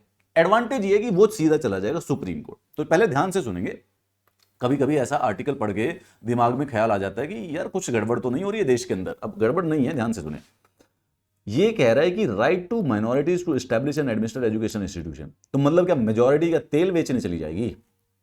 नहीं नहीं, इस चीज का मतलब ये सिर्फ और सिर्फ ऐसा होता है कि जैसे छोटे भाई को थोड़ा सा एक्स्ट्रा प्रेफरेंस दिया हुआ। This is available to majority also. Majority के साथ बस पंगा ये है कि मेजॉरिटी के साथ गड़बड़ होगी तो उसको केस फाइल करना पड़ेगा डिस्ट्रिक्ट कोर्ट में, अगर डिस्ट्रिक्ट के बाद फिर जाएगा हाई में, और फिर उसके बाद जाएगा सुप्रीम कोर्ट में वो केस, ऐसे करके। लेकिन माइनॉरिटी के साथ अगर हो जाती है तो वो सीधा सुप्रीम कोर्ट में चलेगा। बस ये एडवांटेज है। सुप्रीम कोर्ट वाले, वो माइनॉरिटी वाले बोलेंगे हमारे तो फंडामेंटल राइट खराब हो गए, फंडामेंटल राइट खराब हो गए। मेजॉरिटी वाला बोलेगा भाई लीगल राइट खराब हो गए, लीगल राइट खराब हो गए। प्रोटेक्शन है, अलाउड सबको है। यहां पे ये मत सोचना कि it has right only to minority, कि मेजॉरिटी वाले बेचारे स्कूल ही ना खोल पा रहे हैं स्कूल ही नहीं खोल पा रहे, बैठ गए, क्या करें, हम नहीं पढ़ते, क्यों? हम मेजॉरिटी में हैं। वो कौन पढ़ रहा है? सिर्फ माइनॉरिटी के लोग पढ़ रहे हैं हमारे देश में, उन्हीं के एजुकेशनल इंस्टीट्यूट चारों तरफ फैले हुए हैं। छोटे से हैं, 2% लोग हैं। 50 लाख जैन है हमारे देश में, लेकिन चारों तरफ स्कूल जैनों ने खोल रखे ना। एक मतलब 50 लाख बुद्ध हैं, बुद्धिस्ट हैं, या फिर 2 करोड़ सिख हैं, स्कूल सिर्फ सिखों के हैं। भाई हमारे मेजॉरिटी वालों के कोई नहीं चले, अलाउड है। बस फंडामेंटल राइट की बात है, ठीक है यार।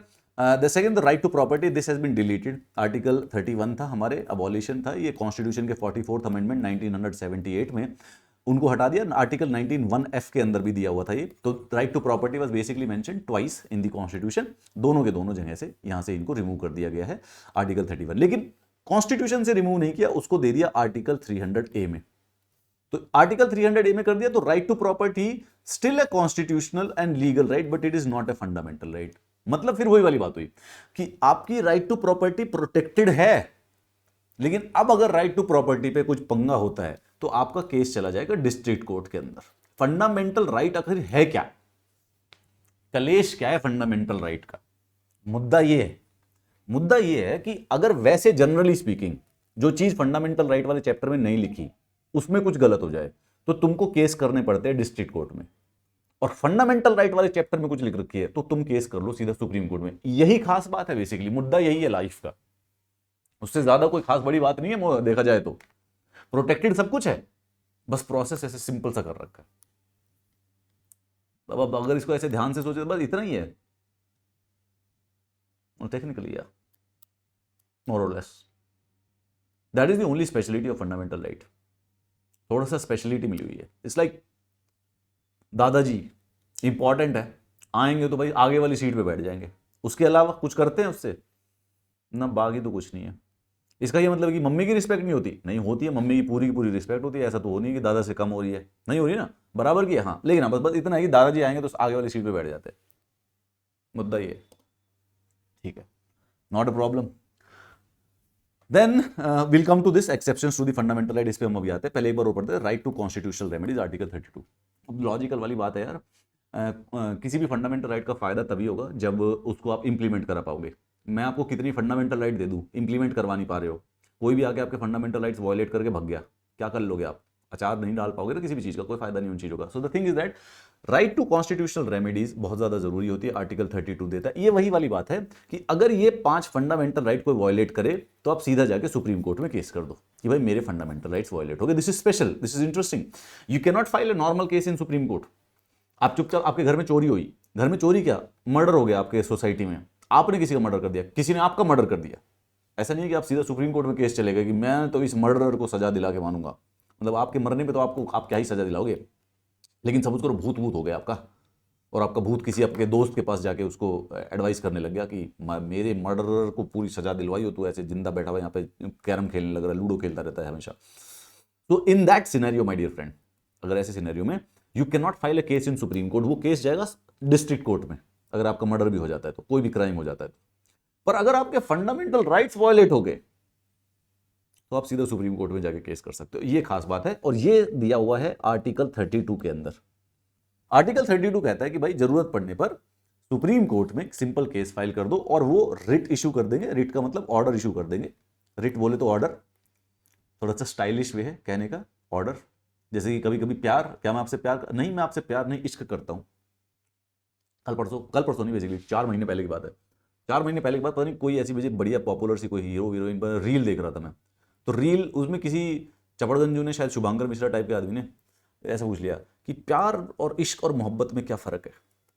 तो वो लड़की ऐसे, मतलब पता नहीं कुछ ऐसे उस वाहियात बात बोली कि जो प्यार है वो तो ये है कि हाथ को पकड़ के चलना, लेकिन इश्क जो है वो तो अपने मोहब्बत में पूरी की पूरी जीवन का इंतजार कर देना। और मैं देखूं वो बच्चे नीचे वहां पे तालियां बजा रहे हैं, रील चल रही है, उसकी व्यूज बढ़े जा रहे हैं।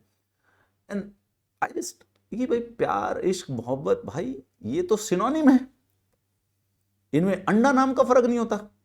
लेकिन जस्ट बिकॉज उसको इश्क और मोहब्बत ऐसे थोड़ा सा पोइट्री टाइप का वर्ड लगा, तो उसको लगा इसको प्यार और लव से सस्ता कर देता है वो। उसने मतलब प्यार इश्क मोहब्बत में कोई फर्क नहीं होता बेटा, पहले बार तुम लोगों को बता दूं जनरली नॉलेज के लिए, ठीक है। लेकिन इतनी स्कैमी रील लगी मेरे को वो, मैंने कहा भाई साहब क्या आदमी, लोग एक दूसरे का बबलू बना रहे हैं। वो ऐसे वाइब करके वो बोल रही लड़की कि नहीं नहीं ये प्यार व्यार तो सस्ती चीज है, मुझे तो हुआ था, इश्क हुआ था। मैं अभी इंटरेस्टेड, लाइक मैं कहा this is something new, this is something new. मैं कहा प्यार नहीं हुआ, इश्क हुआ था।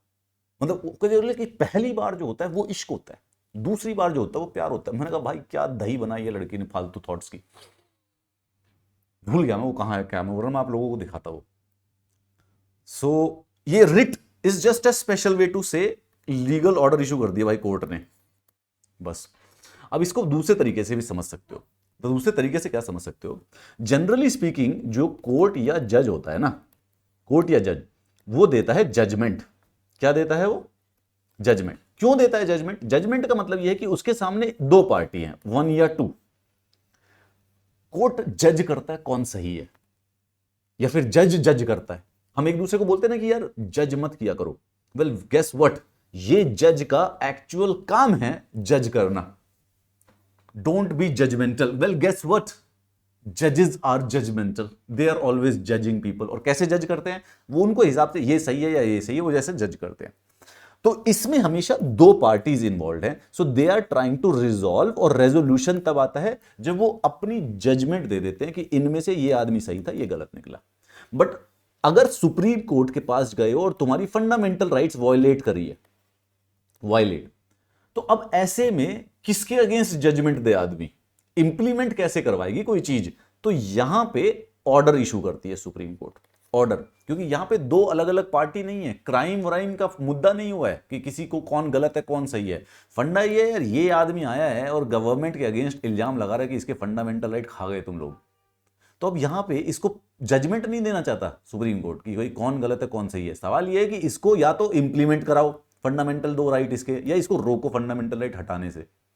हेंस कुछ रिट इशू कर देता है। रिट, रिट का मतलब लीगल ऑर्डर, प्यार इश्क मोहब्बत। तो कभी आप देखिएगा, कभी आपको रील मिले मुझे टेलीग्राम पे जरा भेजना, मैं भूल गया हूं पूरी अच्छी तरह से, मुझे पता भी नहीं कि क्या क्या बात थी, बट भाई क्या भसड़ पेल रही थी लड़की बैठ के। प्यार है, इश्क है, मोहब्बत है। वो इंटरव्यूअर भी मजे ले रहा है, कुछ खास ही बोल रही है। इश्क मोहब्बत में तो कुछ डिफरेंस होता है। प्यार और लव सस्ते छपरी लोग करते हैं, इश्क मोहब्बत तो बेसिकली कोई उर्दू वाला लोग कर रहा है, शायर लोग करते हैं इश्क और मोहब्बत।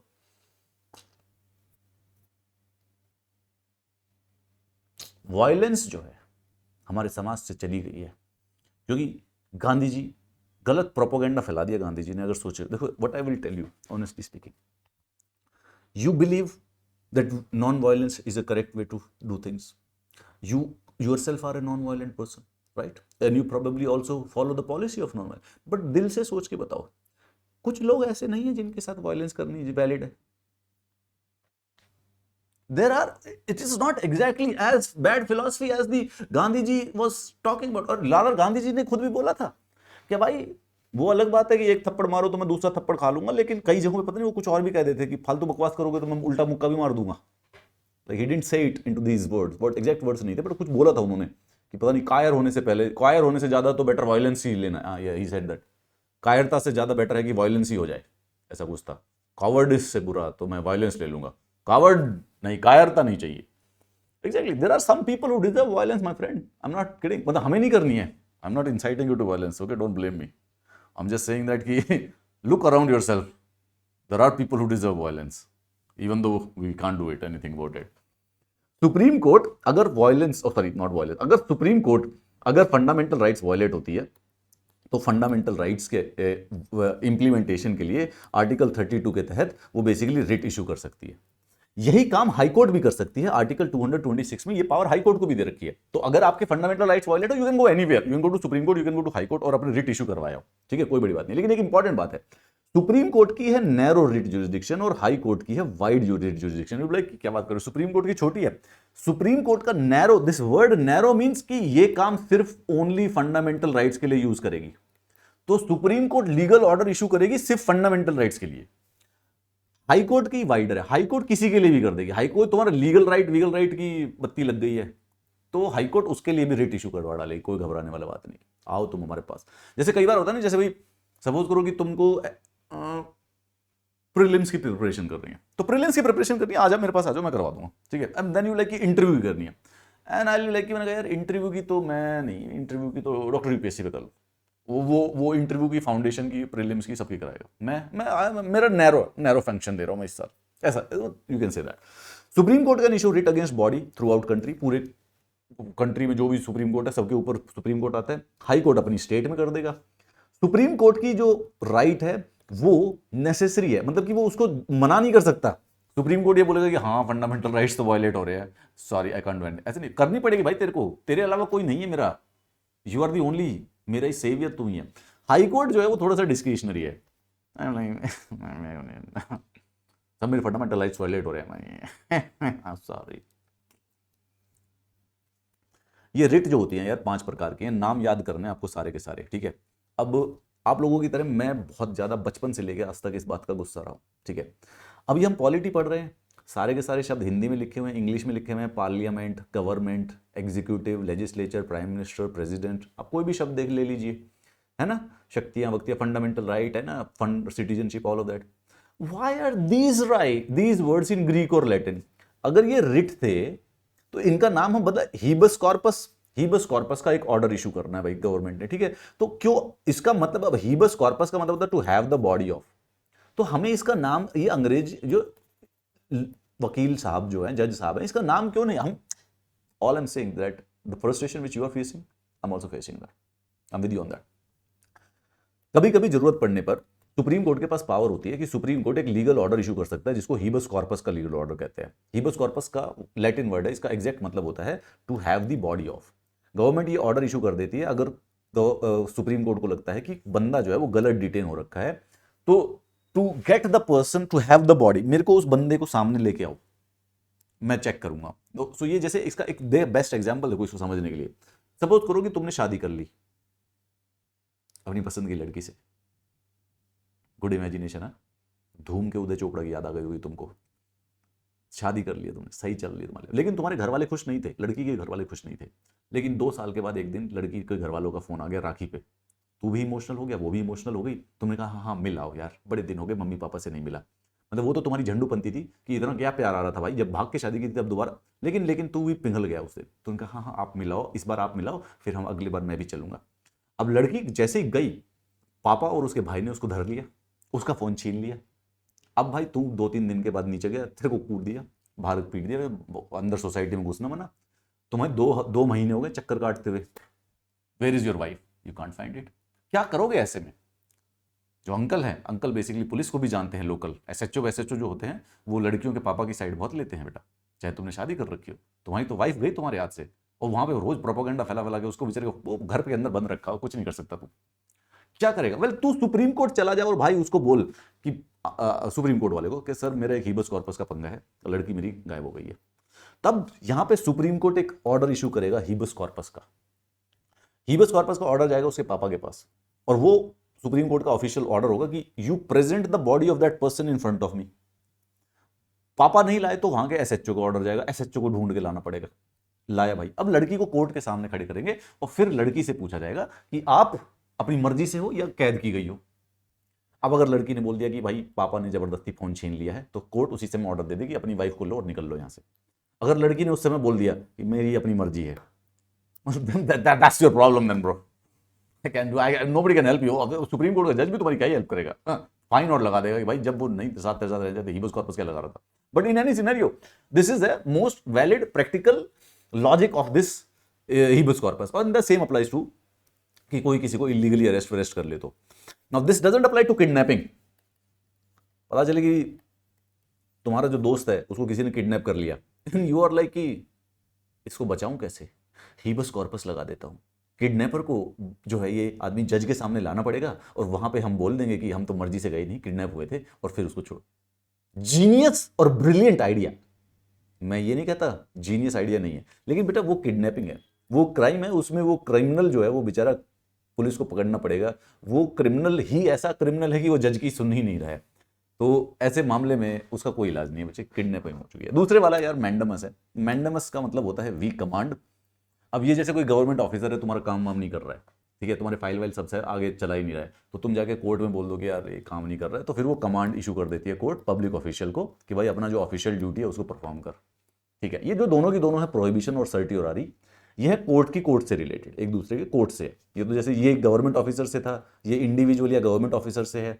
ये प्रोहिबिशन और जो सर्टियोरारी है ये किसके लिए है? ये सिर्फ और सिर्फ कोर्ट के लिए। जैसे कि मतलब प्रोहिबिशन तो सिंपल वर्ड है अंग्रेजी का, विच इज अगेन फनी, क्योंकि अगर यहां हीबस कॉर्पस है, यहां मैंडेमस है, यहां सर्टियोरारी है, यहां क्वो वारंटो है, तो यहां पे एक कोई और अनशंट वर्ड डालो ना।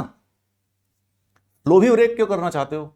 अगर इधर इंग्लिश का वर्ड डाल सकते, मतलब they can do it if they want it, it's mean they are doing it on the purpose. ऐसा नहीं है कि उनके पास अंग्रेजी के शब्द नहीं है। हमने एग्जाम्पल देखा कि एक जो रिट है वो इंग्लिश में भी है, उसका नाम प्रोहिबिशन है, 4 ग्रीक लैटिन शब्दों में है। प्रोहिबिशन का मतलब हम फॉरबिड करते हैं, हायर कोर्ट लोअर कोर्ट को दे देती है to prevent latter from exceeding its jurisdiction. Prohibition directs in activity, मतलब कि सुप्रीम कोर्ट हाई कोर्ट को दे देगी, हाई कोर्ट नीचे वाली कोर्ट को दे देगी, एक तरीके का ऑर्डर चला जाता है भाई काम करना बंद कर, जो तेरे पास केस है ये तेरे हाथ का नहीं है। सर्टियोरारी का मतलब it means to be certified और टू बी इन्फॉर्म, ये भी हायर कोर्ट लोअर कोर्ट को देती है to transfer a case pending. Certiorari is both preventive as well as the curative. फर्क क्या है? प्रोहिबिशन का मतलब प्रिवेंटिव, प्रिवेंटिव का मतलब केस को स्टैच्यू कर दिया, hold on, just don't worry about it, don't do anything. और सर्टियोरारी का मतलब सर्टिफाई करना, किसी ने हो सकता है जजमेंट दे दी, अब ऊपर वाली कोर्ट उसको कैंसिल करवाना चाहते हैं कि यार ये गलत मैटर हो गया, इसको खत्म ही कर दो, क्वैश कर दो। तो ये दोनों की दोनों इसमें है। And quo warranto means by what authority और बाय व्हाट वारंट। ये कोर्ट बेसिकली कोई आदमी पब्लिक किसी पर्सन कोई पब्लिक ऑफिस के ऊपर बैठ जाए तो उसकी लीगैलिटी को चेक करने के लिए उसको एक ऑर्डर इशू कर सकती है। जैसे कि भाई एक इसका एग्जांपल आप समझने के लिए आप सोचिए कि कोई आदमी यूनिवर्सिटी में वाइस चांसलर बना हुआ है, आपको पता चल गया इस आदमी के पास सर्टिफिकेट नहीं है, डिग्री नहीं है, फ्रॉड आदमी है ये, तो कोर्ट में जाके केस कर दो। खुद तो जाके हटा नहीं सकते हो जस्ट बिकॉज कि आपको पता चल गया सच्चाई, तो ऐसा नहीं है कि पुलिस को क्या नाम है, पुलिस जाके क्या नाम है उसके अगेंस्ट एफआईआर कर देगी। आप कोर्ट के पास जाओगे, कोर्ट ऑर्डर इशू कर देगा क्वो वारंटो कि भाई तुम वाइस चांसलर हो, prove it that you deserve it to be, valid हो तुम। उसको सर्टिफिकेट लाना पड़ेगा, तुमको पता उसके पास है नहीं, हट गया। ठीक है, तो ये जो हीबस कॉर्पस है ये प्राइवेट इंडिविजुअल्स के अगेंस्ट भी होती है, पब्लिक अथॉरिटी पुलिस इनके अगेंस्ट भी होती है।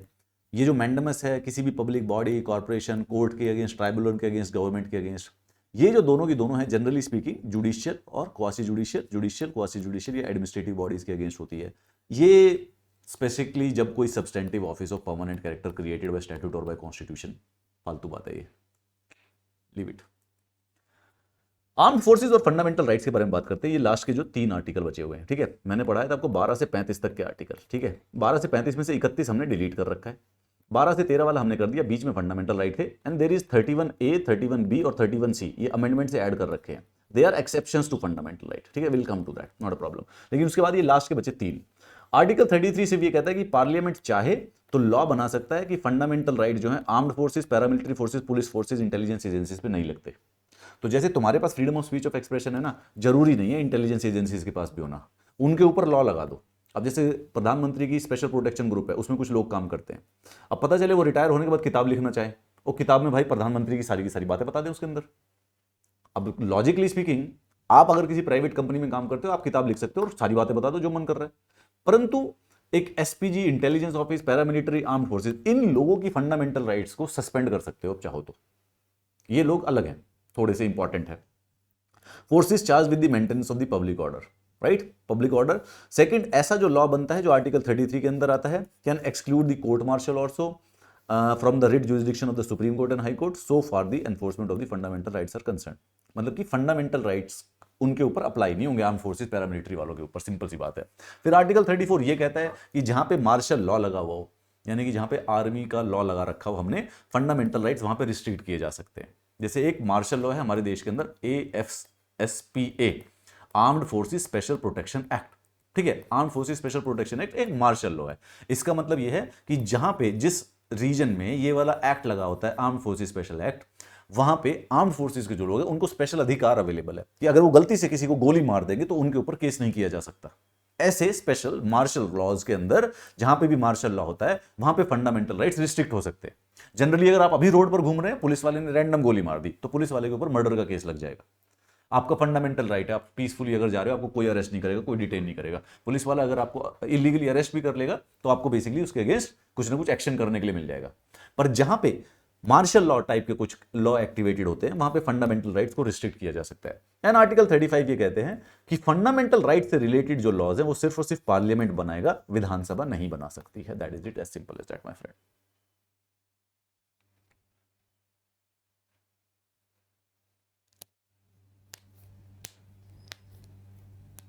Private schools can promote any particular religion. नहीं saffron Sharma ji, private school बिल्कुल भी नहीं कर सकते हैं जो एसोसिएटेड होते हैं स्टेट से। जैसे प्राइवेट स्कूल में भाई सीबीएसई करवा रहे हैं, एनसीईआरटी पढ़ाने का स्कूल का कोई सिस्टम है, स्कूल से रिकॉग्नाइज डिग्री देना चाहते हैं। अब प्राइवेट स्कूल अगर आप जैसे ही बना लोगे तो आपको 10th क्लास के बोर्ड में तो पार्टिसिपेट करना पड़ेगा, 12th के बोर्ड में पार्टिसिपेट करना पड़ेगा, किसी न किसी गवर्नमेंट बोर्ड के साथ आपको एसोसिएट होना पड़ेगा। अगर हो गए तो फिर बेसिकली आप नहीं पढ़ा सकते। अगर आप फालतू में रैंडमली बस पढ़ाए जा रहे हो, स्कूल है, आओ पढ़ो एंजॉय करो, अगर ऐसा एटीट्यूड है तो फिर कोई भी पढ़ा लो। फिर तो देखो लॉजिक वाली बात है कि सपोज करो कि मैं आपको एक क्लास बना दूं कि चलो भाई बैठ के हम गीता पढ़ा करेंगे और वेद पढ़ेंगे, कुरान पढ़ेंगे, या फिर बाइबल पढ़ लेंगे, जो मर्जी मेरे मन में आया। मतलब मेरे को वैसे खैर कुरान और बाइबल तो आती नहीं है, तो मैंने अपनी वेद और गीता वाली क्लास लगा ली। मैंने बोला वेद और गीता की क्लास है, आ जाओ। अब भाई उसमें जब मैं आपको बोलूंगा कि भाई वेद और गीता पढ़ा रहा हूं मैं, और फीस रख दी मैंने 10,000 रुपए, अब आप आ गए मेरे स्कूल में वेद और गीता पढ़ने, ठीक है, अब फुल फ्लेजेड अपना रिलीजन प्रमोट कर रहा हूं मैं, उसको कोई लेना देना नहीं है। लास्ट में जाके उसके बोर्ड के एग्जाम नहीं करवा सकता मैं, गवर्नमेंट से एसोसिएटेड नहीं, कंप्लीटली प्राइवेट मैटर हो गया। ठीक है, धर्म को प्रमोट करो, फ्रीडम ऑफ रिलीजन भी हो गई ना। As an individual you are free to promote your religion, free to propagate your religion. तो एक जैसे लेट्स से कि भाई मैं हिंदू धर्म का हूं, तो मैंने बोले मैं भाई अपने को अपना गीता वीता पढ़ाता हूं, मैं गीता पढ़ना चाहता हूं, मेरी एक कोर्स ले लो 2900 रुपए का, 299 रुपीज का। स्ट्रेटेजिकली मैं 3,000 का नहीं रखूंगा, 2900 का रखूंगा, ताकि ऐसे बच्चों को साइकोलॉजिकली लगे कि अरे हाँ ये तो 2,000 रुपये ही है, एक्चुअली में 3,000 रुपये है। लॉजिकली से जो है 2900 रुपये का तो एकदम 3,000 रुपये है, लेकिन साइकोलॉजिकली ऐसा लगेगा कि अरे वाह पूरे के पूरे धर्म का ज्ञान सिर्फ 2,000 रुपये में। वेल नेवरलेस मैंने आपके लोगों के लिए वो धर्म रख लिया, बट अब मैं प्राइवेट हूं तो मैं प्रोपोगेट कर सकता हूं अपने रिलीजन को, प्रमोट कर सकता हूं जो मेरे को आता है, जितना भी आता है फंडामेंटल राइट्स का।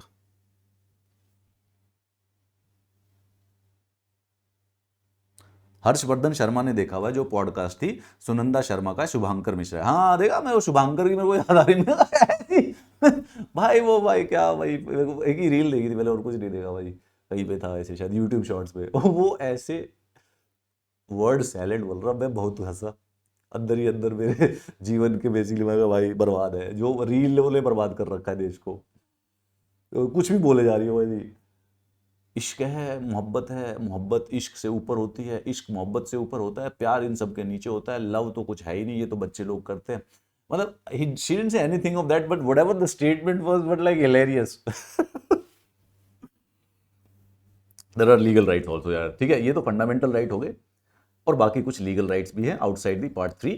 पार्ट 12 के अंदर आता है, no tax can be collected until unless law में लिखा हो, no person shall be deprived of his property until unless law के अकॉर्डिंग हो, ट्रेड कॉमर्स जो है वो कंप्लीटली फ्री होना चाहिए अनटिल अनलेस लॉ में लिखा हो, adult suffrage right to vote होना चाहिए। अब देखो यहाँ पे आपको शब्दों में हिसाब से बेसिकली क्या कॉम्प्लेक्सिटी है, आइए देखते हैं इसके अंदर, एक चीज दिखाता हूँ आपको, होल्ड करो।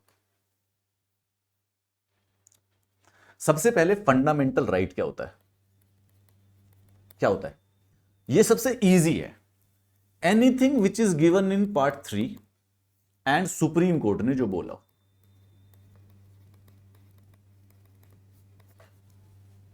क्या है फंडामेंटल राइट, पार्ट 3 में लिखा है और सुप्रीम कोर्ट ने बोला, काम खत्म, ठीक है, ग्रेट। इसके अलावा लीगल राइट क्या होता है, जो भी लॉ में आउटसाइड द कॉन्स्टिट्यूशन एनीथिंग,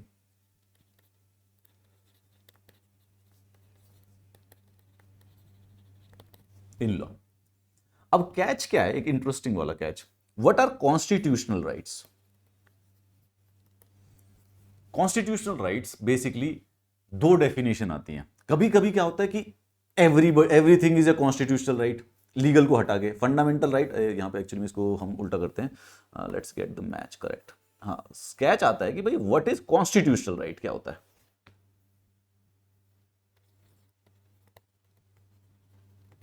तो एक डेफिनेशन ये आती है कि भाई बाकी बचे हुए पार्ट्स में, बाकी पार्ट्स में जो है वो राइट, वो कॉन्स्टिट्यूशनल राइट होने चाहिए। भाई ये तो पार्ट 3 वाले तो फंडामेंटल है, लेकिन पार्ट 1 से लेके अगर पार्ट 25 तक, वैसे जो भी है पार्ट 25 तक जो हो जाएंगे, उसमें क्या करेंगे, उनमें वो जो होते हैं उनको कॉन्स्टिट्यूशनल राइट कहते हैं। बट टेक्निकली देखा जाए तो फंडामेंटल राइट भी कॉन्स्टिट्यूशन के अंदर है, तो they should also be called as the constitutional rights. फिर यूपीएससी ने एक बहुत बड़ा कांड कर दिया, यूपीएससी ने एक दिन पूछा कि यार राइट टू वोट क्या है, राइट टू वोट क्या है, और राइट टू वोट में ऑप्शन दिया, is it a constitutional right और is it a legal right. Fundamental right का भी ऑप्शन था, लेकिन वो चलो हमने इमीडिएटली हटा दिया बहुत ही क्लैरिटी से, ठीक है, प्रॉब्लम सॉल्व। अब सबसे बड़ा कांड जो है वो कर रखा है सुप्रीम कोर्ट ने। सुप्रीम कोर्ट ने, ये 2017 का क्वेश्चन था, 2017 का क्वेश्चन, सुप्रीम कोर्ट ने एक जजमेंट में बोल रखा है कि भाई right to vote constitutional right है, और सुप्रीम कोर्ट ने एक जजमेंट में बोल रखा है कि right to vote legal right है। और यूपीएससी ने वो जो की दी थी उसमें जो भी आंसर दो, मतलब वो बेसिकली किसी ना किसी बच्चे का गलत माना गया। So this legal right versus constitutional right is the issue which has actually not been defined by the Supreme Court itself. इनको भी नहीं पता। तो अब यहां पे क्लैरिटी पे देखते हैं कि फिर सब इनको नहीं पता, चलो ये तो ठीक है, लेकिन what do we have to do, that's a very valid question my dear friends. इनके तो झंडूपंथी अलग होती है, हमें क्या करें। तो सबसे पहले तो भाई ये बात ध्यान रखेंगे कि भाई अपना फंडामेंटल राइट है, ये हो गया पार्ट 3 वाला, और जो सुप्रीम कोर्ट ने बोल रखा है ये तो चलो हमारे पास बहुत ही क्लैरिटी है, इसमें कोई नहीं है। अगर एग्जाम में कभी आएगा तो they will not mention this supreme Court ने बोले वाला, दे विल ओनली मेंशन की पार्ट 3, उसको ध्यान रखना, ये तो आपके और कॉन्सेप्चुअल अंडरस्टैंडिंग के लिए। इसके अलावा everything else is a legal right, याद रखेंगे, सब कुछ लीगल राइट तो है ही है, everything else is a legal right. Legal right के साथ इसका ही एक सिनोनिम होता है स्टैट्यूटरी राइट, स्टैट्यूटरी राइट, ये यहां पे है इंटरेस्टिंग कैच। स्टैट्यूटरी राइट सिर्फ वो होता है जो कि पार्लियामेंट और विधानसभा के लॉ से बना हुआ हो, ठीक है, इसमें क्लैरिटी है, कोई डिबेट कंफ्यूजन नहीं होगा, चिंता मत करना। स्टैट्यूटरी राइट का मतलब जो पार्लियामेंट वाले लॉ से आया, सुप्रीम कोर्ट से आया। लेकिन लीगल, अब लीगल में दोनों आते हैं, पार्लियामेंट वाला लॉ वाला भी और कॉन्स्टिट्यूशन के अंदर वाला भी, ठीक है। अच्छा, एंड लास्ट बच गया कॉन्स्टिट्यूशनल राइट क्या होता है। सबसे ट्रिकी ये है, सबसे ट्रिकी ये है क्यों, क्योंकि technically in theory fundamental right भी एक प्रकार का कॉन्स्टिट्यूशनल राइट हो, क्योंकि वो कॉन्स्टिट्यूशन के अंदर है। हावेवर इसकी जो अभी तक जो अलग अलग एग्जामिनेशंस में पूछ के जो डेफिनेशन अगर वैलिड निकल रही है, जो एग्जामिनेशन वाले मान रहे हैं, वो ये है other than fundamental but in constitution, उनको कॉन्स्टिट्यूशनल राइट्स कहते हैं, क्योंकि लॉजिकली वो कॉन्स्टिट्यूशन के अंदर। सुप्रीम कोर्ट ने कई जजमेंट में फंडामेंटल राइट को भी कॉन्स्टिट्यूशनल राइट्स कह रखा है, और कई में जो ये बाहर वाली होती है उनको लीगल भी बोल रखा है। तो ये कंफ्यूजन वैलिड बना हुआ है, इसका किसी के पास एक्चुअली में कोई आंसर नहीं है, पर आपको ये पूरा का पूरा कलेश पता होना चाहिए। तो हो सकता है अगर पूरा कलेश पता हो, ईपीएफओ की औकात नहीं है इतना कॉम्प्लेक्स क्वेश्चन पूछने वाला, याद रखिएगा। पर अगर कभी जीवन में अगर आप कभी यूपीएससी में जाएं, तो अगर ये कलेश पता हो तो by reading the question you will be able to reach the correct answer, मोटा मोटी पहुंच जाओगे ढिंग ढंग पे।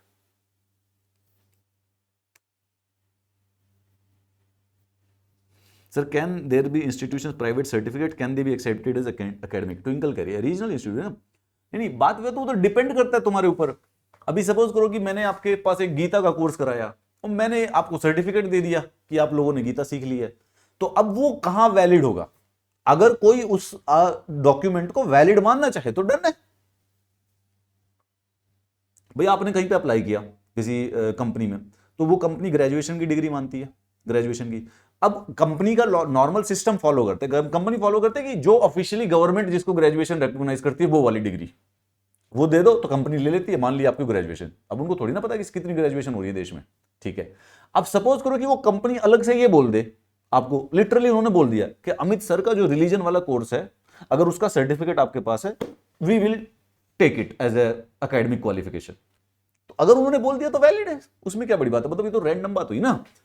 आप जो बोल रहे हो कि can they be accepted as academic, ये बिल्कुल आराम से एकेडमिक भी, उसमें क्या ही प्रॉब्लम है? वो तो कंपनी के ऊपर डिपेंडेंट है, दैट विल डिपेंड कि आपके कोर्स कितना पॉपुलर है।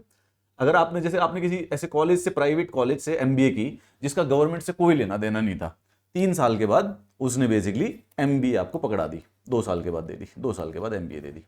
अब आप गए जॉब लेने के लिए माइक्रोसॉफ्ट में। अब माइक्रोसॉफ्ट की नॉर्मल पॉलिसी ये है कि वो उनसे एमबीए एक्सेप्ट करता है जो कि गवर्नमेंट रिकॉग्नाइज्ड है।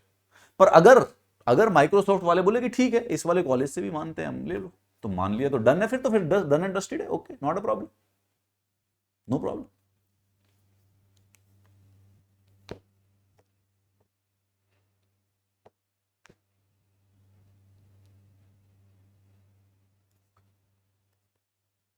आलोक, डू ओनली दिस समरी।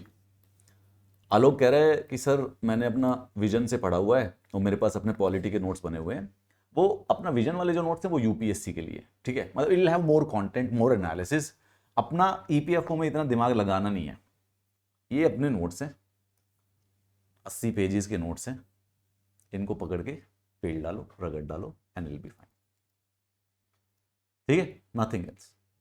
आप एक बार प्रीवियस ईयर्स के पेपर भी देखिएगा, बहुत सरल और आसान क्वेश्चंस आते हैं इसमें ईपीएफओ में पॉलिटी के।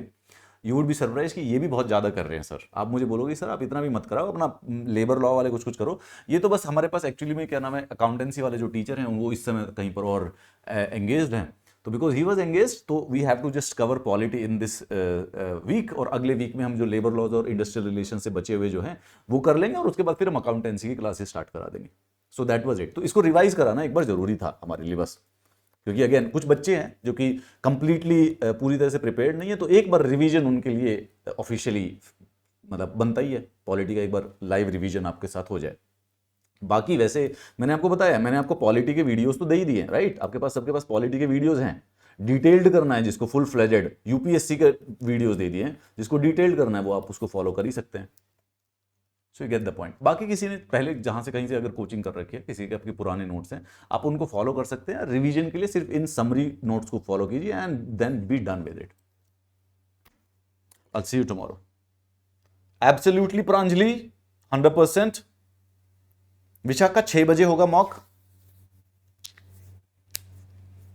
हाँ बहुत ज्यादा डिटेल ना लो, आया ऑब्वियसली, मतलब अगर विजन के थे तो वो यूपीएससी के हैं, यूपीएससी के हैं तो वो बेसिकली डिटेल्ड है। So you don't actually, EPFO में नहीं यार, अपना ये समरी पढ़ो 2-3 बार। इस समरी में भी बहुत ज़्यादा चीज़ें जरूरी नहीं है। इस समरी में भी बेसिकली मोटा मोटी देखा जाएगा तो लेबर लॉज या लेबर की तरफ एम्प्लॉयमेंट, डीपीएसपी, फंडामेंटल राइट वाला सेक्शन अच्छी तरह से ये करो। बाकी आ तो कहीं से भी सकता है, you know that, right? But 80 page है, इनको रिवाइज करो, ठीक है? कितने पेज है? 80 के करीब, 80-85 पेजेस हैं ये, इनको रिवाइज करना बस, और कुछ नहीं है। Polity is the section easy. करना चाहते हो तो अपना एक काम करो, मैथ्स और रीजनिंग के ऊपर फोकस करो और इंग्लिश के ऊपर, इसके ऊपर अपना टाइम लगाया करो, कुछ नहीं है ये सब्जेक्ट। जो लड़का यहां से 40 क्वेश्चन निकाल लेगा अपना ईपीएफओ में कमिश्नर लग जाएगा, सीधी बात है। See you tomorrow in a better health.